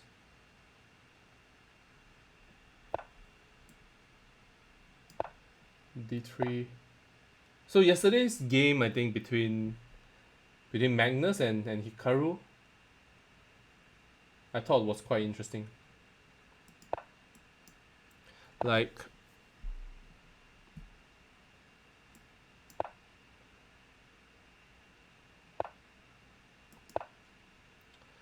Hikaru pretty much equalized very easily with black, and it was a Joko piano as well. So it was quite surprising to me because it's not supposed to be that easy. He made it look really easy. And obviously I have not checked the game in detail, but it was. Yeah, I know he won the match, but I was referring to the last game in the match, like I think game 4, and he needed a draw and he got it quite like so easily that. And he was really happy about it because he kept saying stuff like that he played well, he played great, and that sort of thing. King's Indian is a good opening, that's for sure. But you know, if you use the engine to analyze the King's Indian, you just feel depressed most of the time because the engine doesn't understand the position. He gives a good valuation for white because normally white has a pawn on d5 and he has more space, and the engine is not if you don't analyze this deep enough, there are many positions where it's just flat lost for white in terms of a mating attack, but the engine might not be able to perceive it. So these are the few things that you need to keep a lookout on. I think that there are many systems that are available at white's disposal against the King's Indian. But overall, I think it's just a nice opening to play. I don't play it, but that's more from a stylistic point of view, not really from anything scientific. I think King's Indian is just a good opening, but you should look at some model games. I think Ilyas Mirin's book on the King's Indian is great. Yeah, it's just my initials. Yeah, now E5. I forgot about it while explaining about the King's Indian. So Atash, I think you should go and check the game. If you're listening, you should go and check this game between Magnus and Hikaru, and see how the great players equalize against the Italian. It's not the first time that this sort of thing happened, like in our Blitz.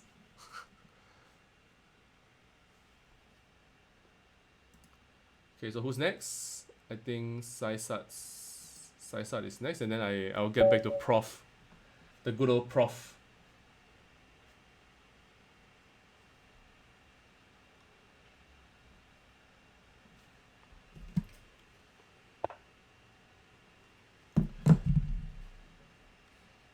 Okay, let's go E5.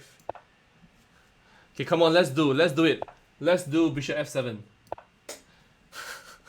I'm just kidding, don't mind me.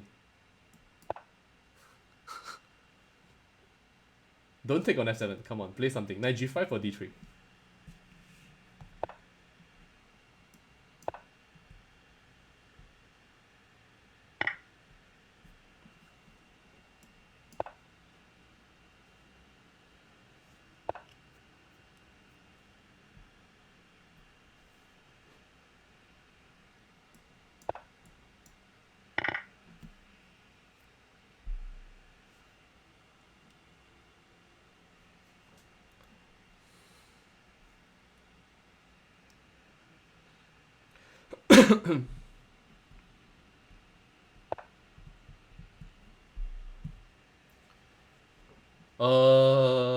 Do you want to take back?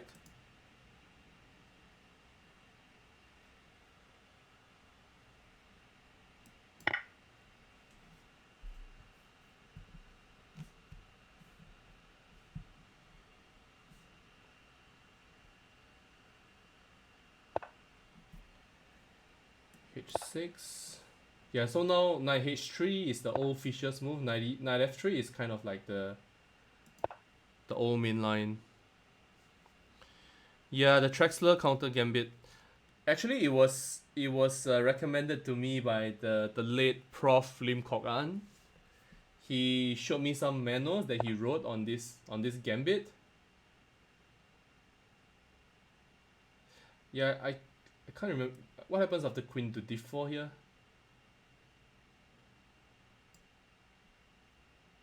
I forgot what I'm supposed to do here. Bishop C5 or Bishop D6? Or Queen D4? I don't remember nothing. Like, what do I do here? Queen D4, F4 or what? I don't know. Let's just play it.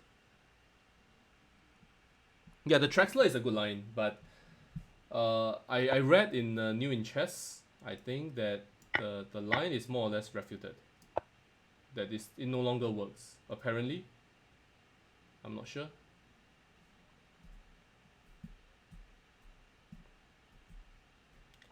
I'm not sure how clever this idea is, like Bishop C5 and Queen D4, because now there's C3 B4. And yeah, not so sure. Let's go H5.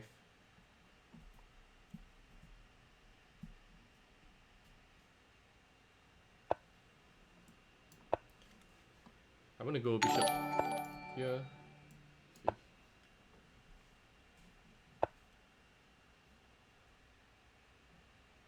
E3 instead of H4. H5. Ah man, of course you're right. Like, you guys shouldn't be watching me.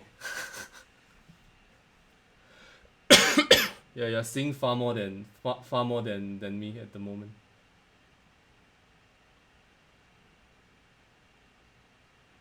Yeah, I don't like my position now, actually, to be honest. Yeah, E3 is very strong. I just overlooked it.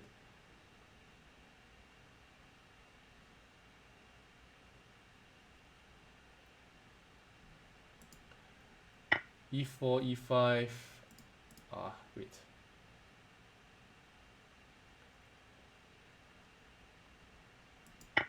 Yeah, I don't like my position now. White is definitely better. Time to get out of the way.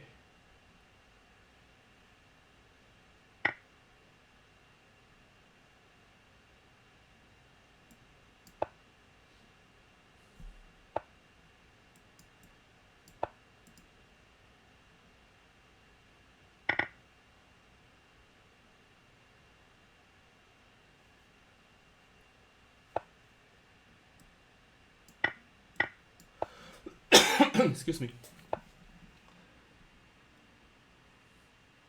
Yeah, I wanted to go 95. Maybe here first? Maybe E3 is a good idea. So if FE3 I go 95 and I have some chances of smoking a win.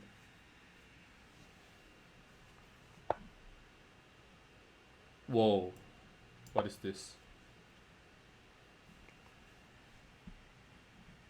Okay, now the situation is now quite promising, I think. Let's go. This feels like mate in a few moves.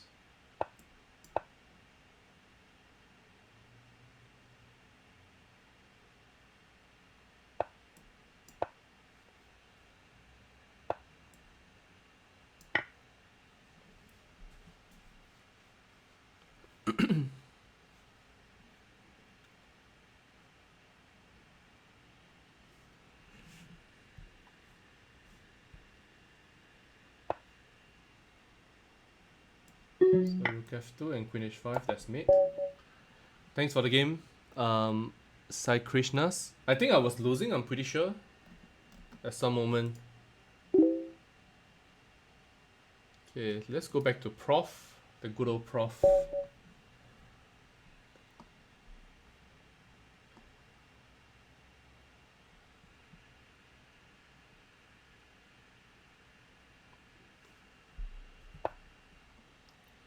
Let's go e6.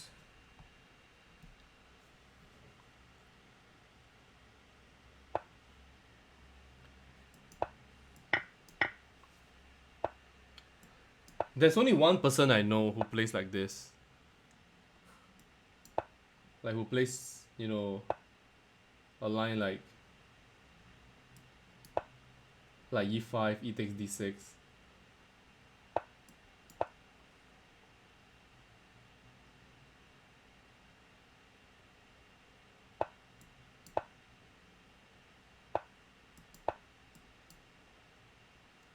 Pretty sure that I'm right, and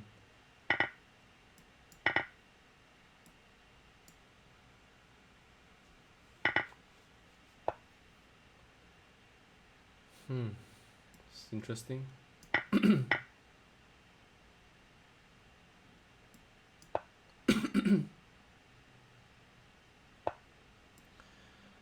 Yeah, so now I have a structural advantage, and if I can swap the bishops off, I'll be doing quite fine. But the problem is it's not that easy to swap it off. So I need to somehow regroup my pieces. Say c5. Yeah, this is kind of annoying to have to face, I guess. Let's go rook e7. Not a move I want to play. Not a move I want to play at all.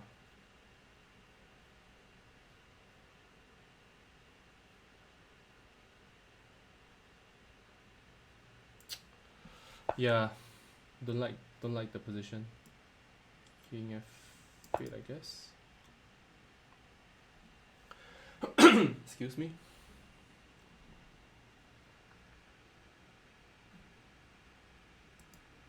Oh, is that right? Like, it's your first game against a GM? No, I feel like, becoming a GM is, of course, it's not a small deal. It was not, it's not easy, and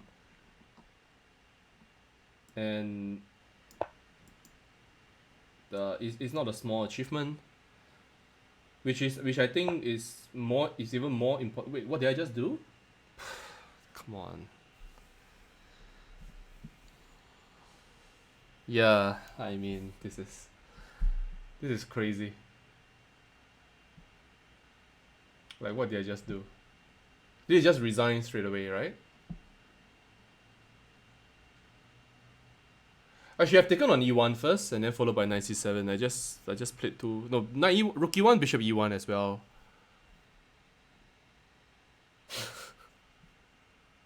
Yeah, this is just resigns straight away. Like, there's no, you don't even win like, you don't even win a piece back. Like, it's just a whole rook down. I think I don't see a way to carry on the game actually.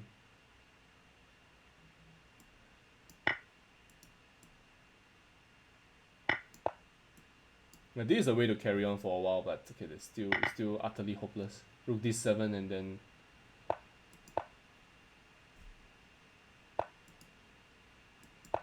rook D8 wins. Yeah. So Prof Morozov is a lot stronger than his rating suggests.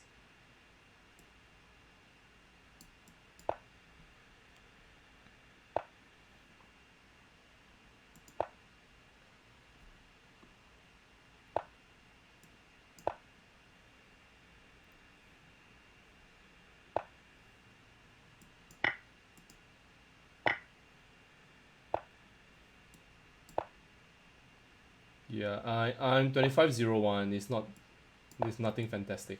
It's not bad, but it's not great either.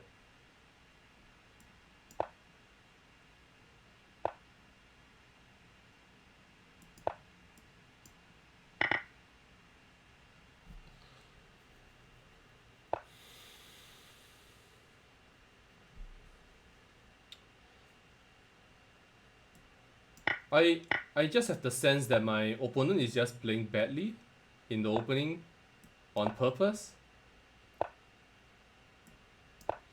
I'm pretty sure he's just throwing the game.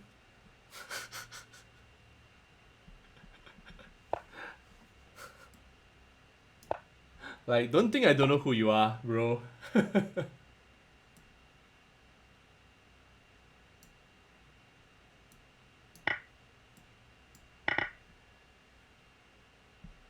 Like, come on, this is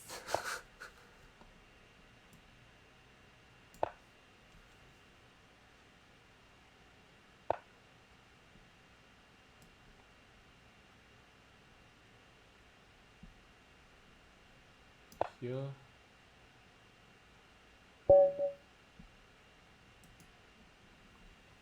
He's just trolling me, guys.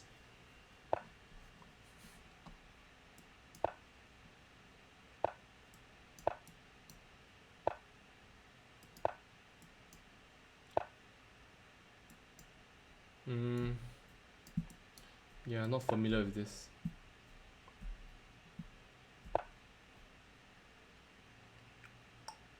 Let's go E5.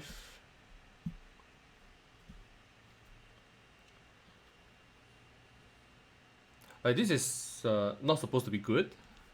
This E5 move.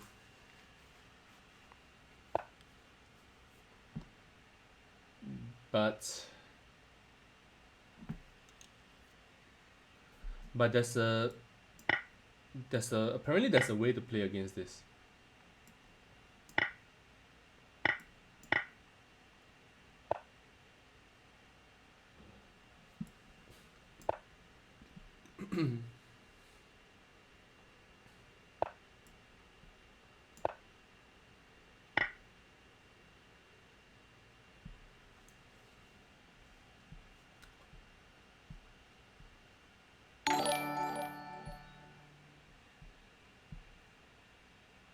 Hi, Hazery. I don't know how to pronounce your name. Hazery Team. Thanks for following. Yeah, this position is obviously, I mean, once again, the guy is just playing a bad opening on purpose.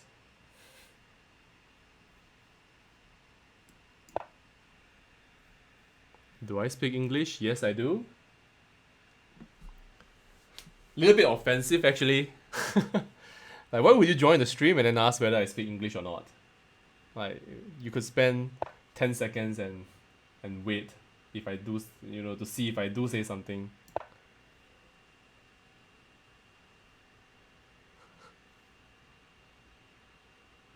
Or do you think that the Chinese looking folks don't speak English or what?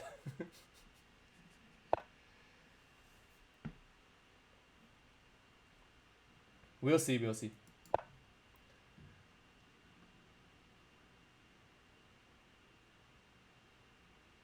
I'm not sure about c5 to be honest. Yeah, I was hoping for this. And then I win. I think. But there's queen d6, which is annoying. There's queen d6 and yeah, or queen a3, whatever. The same thing. No, but here I can take this one. Yeah, I can actually take this one. Or is it actually better to take on b5 and then followed by b2?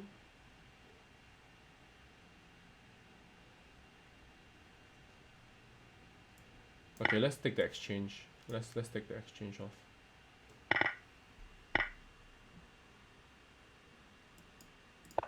Maybe from a practical point of view, it's better to take the pawn on b2. Maybe. And also from an objective point of view, because I'm losing the material back.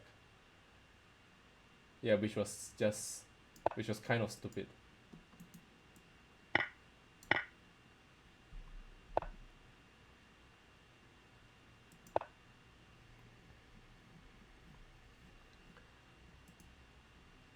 Yep, sure. Are you chess player Yetim?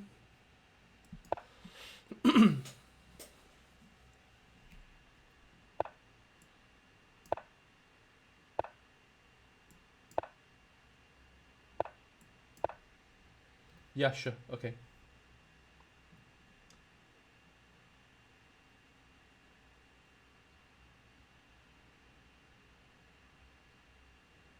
So I haven't really gotten e4, e5, bishop c4, and yeah.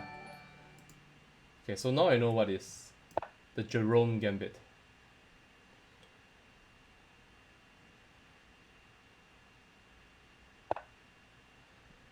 Knight takes here, knight c4, bishop c4. Yep, this is what I'm hoping for. Okay, I got to go to the other players. I'll play with you again, okay?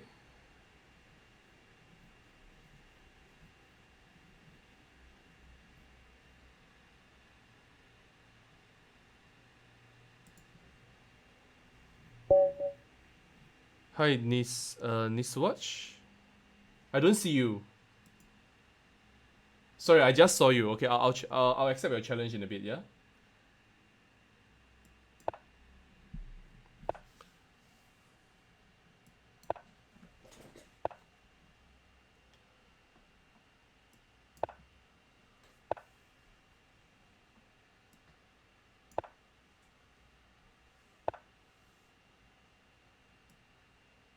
No, I think it's fine. Like, we don't have to. I don't take any real offense from that question really. Don't worry about it. It's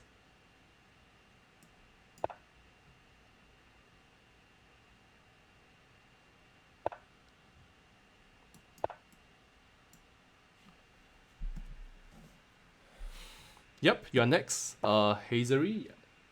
I don't know if I'm saying this correctly.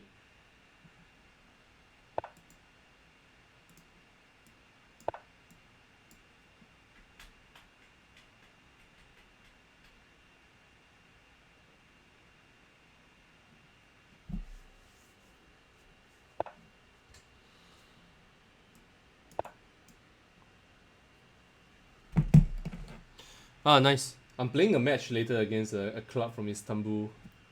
I probably should log off in a bit because I should go and prepare for the game. Oh wait, did I just give away my bishop? Not nice to give away my bishop pair.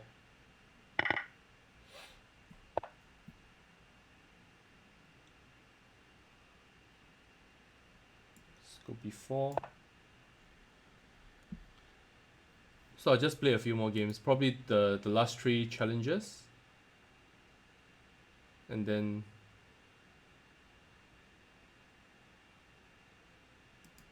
I'll get going, I'll get some dinner, and then I'll be back at 8 p.m.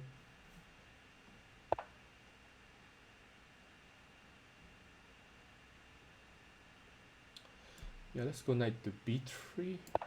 Maybe I will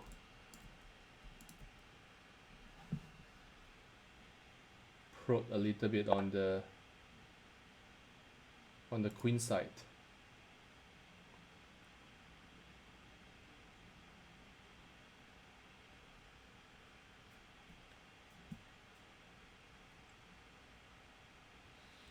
Not so sure what I should be doing here.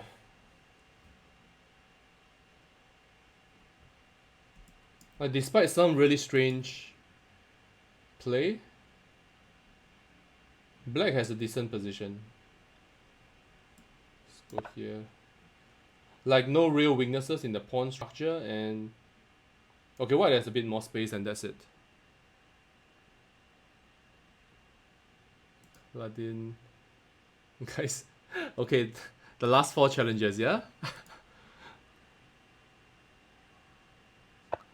That's brutal, bro.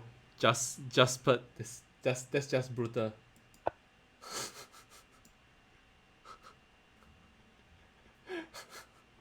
Don't do that, man. Like, you're alive, okay?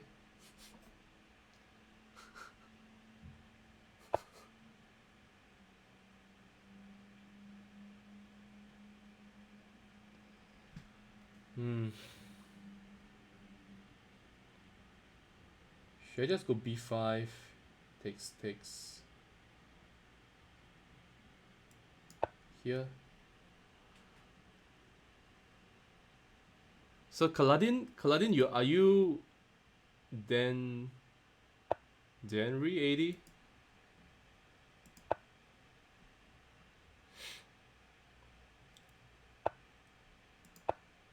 Okay, now at least I have a clear plan on the queen side.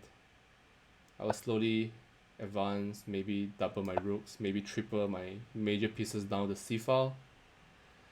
I want my knight to be on d3, so maybe I will go here, here, here.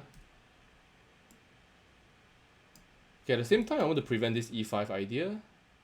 Any e5 ideas have to be prevented, that's for sure. Okay, f4 knight takes g3 is a problem. Let's go here. Let's threaten. I'm not good with the arrows today. I'm threatening cb6.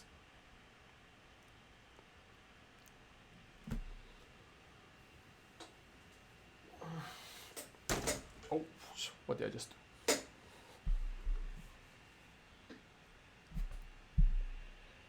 So tomorrow we are playing against New York City, guys. And the whole match will be streamed on Chess24. There's going to be live commentators from the Chess24 team. So I think it's going to be fun. We raised 18,000 from that one event from a few sponsors.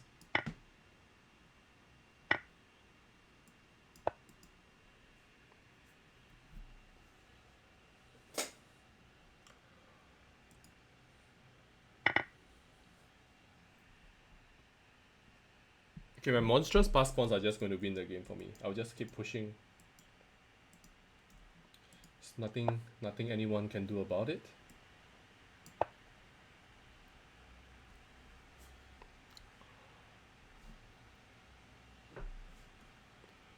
Dr. O Sadiq. Thanks for following. I think maybe I disabled the yeah, okay, I disabled the sound for my alert box. And that's why I did not notice. Here, knight can come to b4. Just these 2 pawns are lovely. No back rank tricks. I think that's important. Thanks Zaharin for following.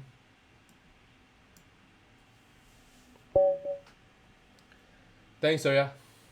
I think the position was fine until you sort of weaken your queen side voluntarily. So I think that, yeah, this position was kind of decent, I guess, but okay, white is better, but not that much, not by far. And you go c6. I think you have to go c6 instead of b6.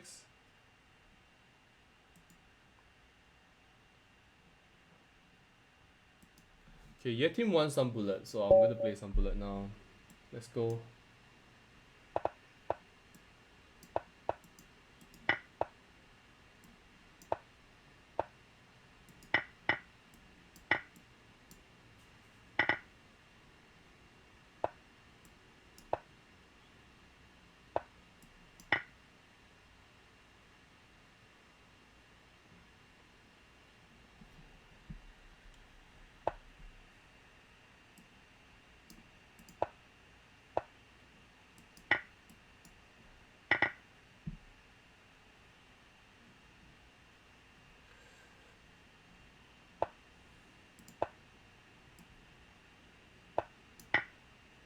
Yeah, it's not good.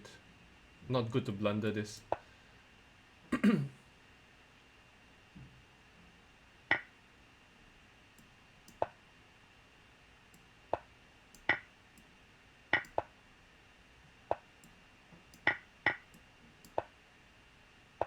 on. You have like 4 pawns down. Why are you offering a draw?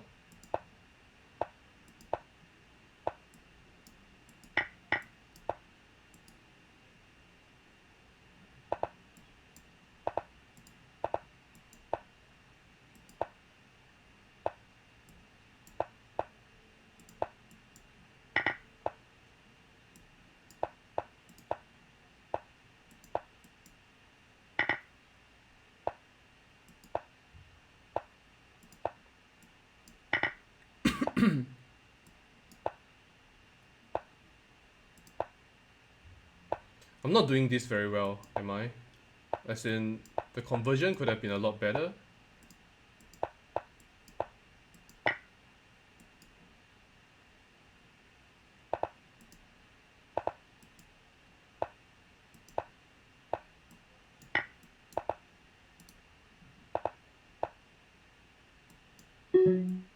I nearly still mated him.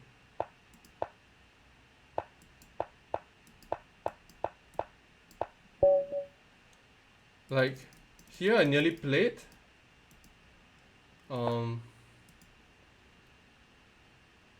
Yeah, what did I want to do? Queen f5. Yeah, I nearly played f2 here. I nearly went f2. Okay, thanks Yatim. Maybe next time, yeah? So the last one.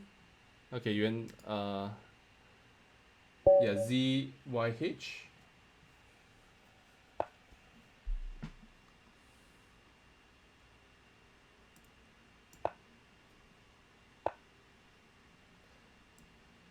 So this is considered bullet, yeah?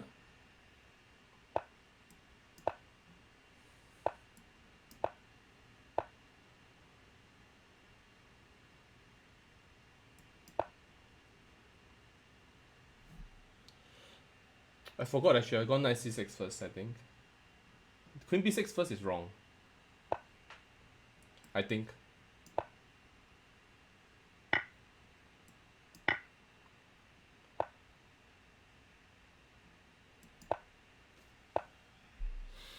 Can I go bishop d6? It's a little bit it's a little bit risky because my queen does not have too many squares.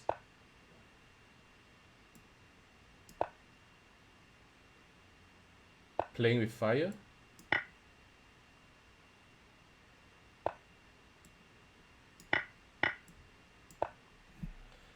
Okay, now the game is over, basically.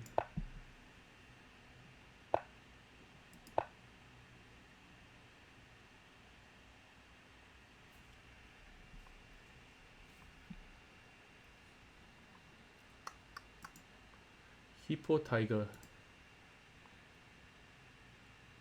So this will be the last game for the stream for now. I'll be back later at 7:45. So that's another 1.5 hours. I'm not sure whether I'll be streaming. But maybe it's just a good idea to just focus on the chess and then analyze the game later.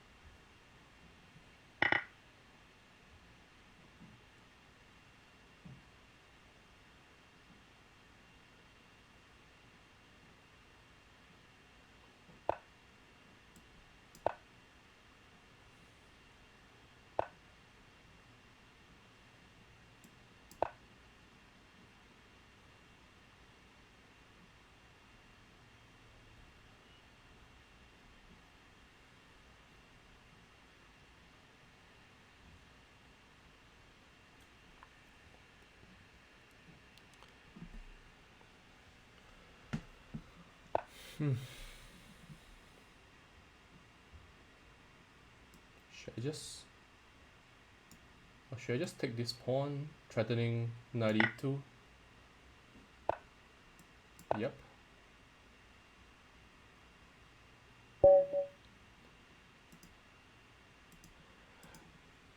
Okay, I'm gonna get going. Thanks very much for following. Probably I'll be back later, and then if if I do well in the game, I'll probably be in a good mood, and then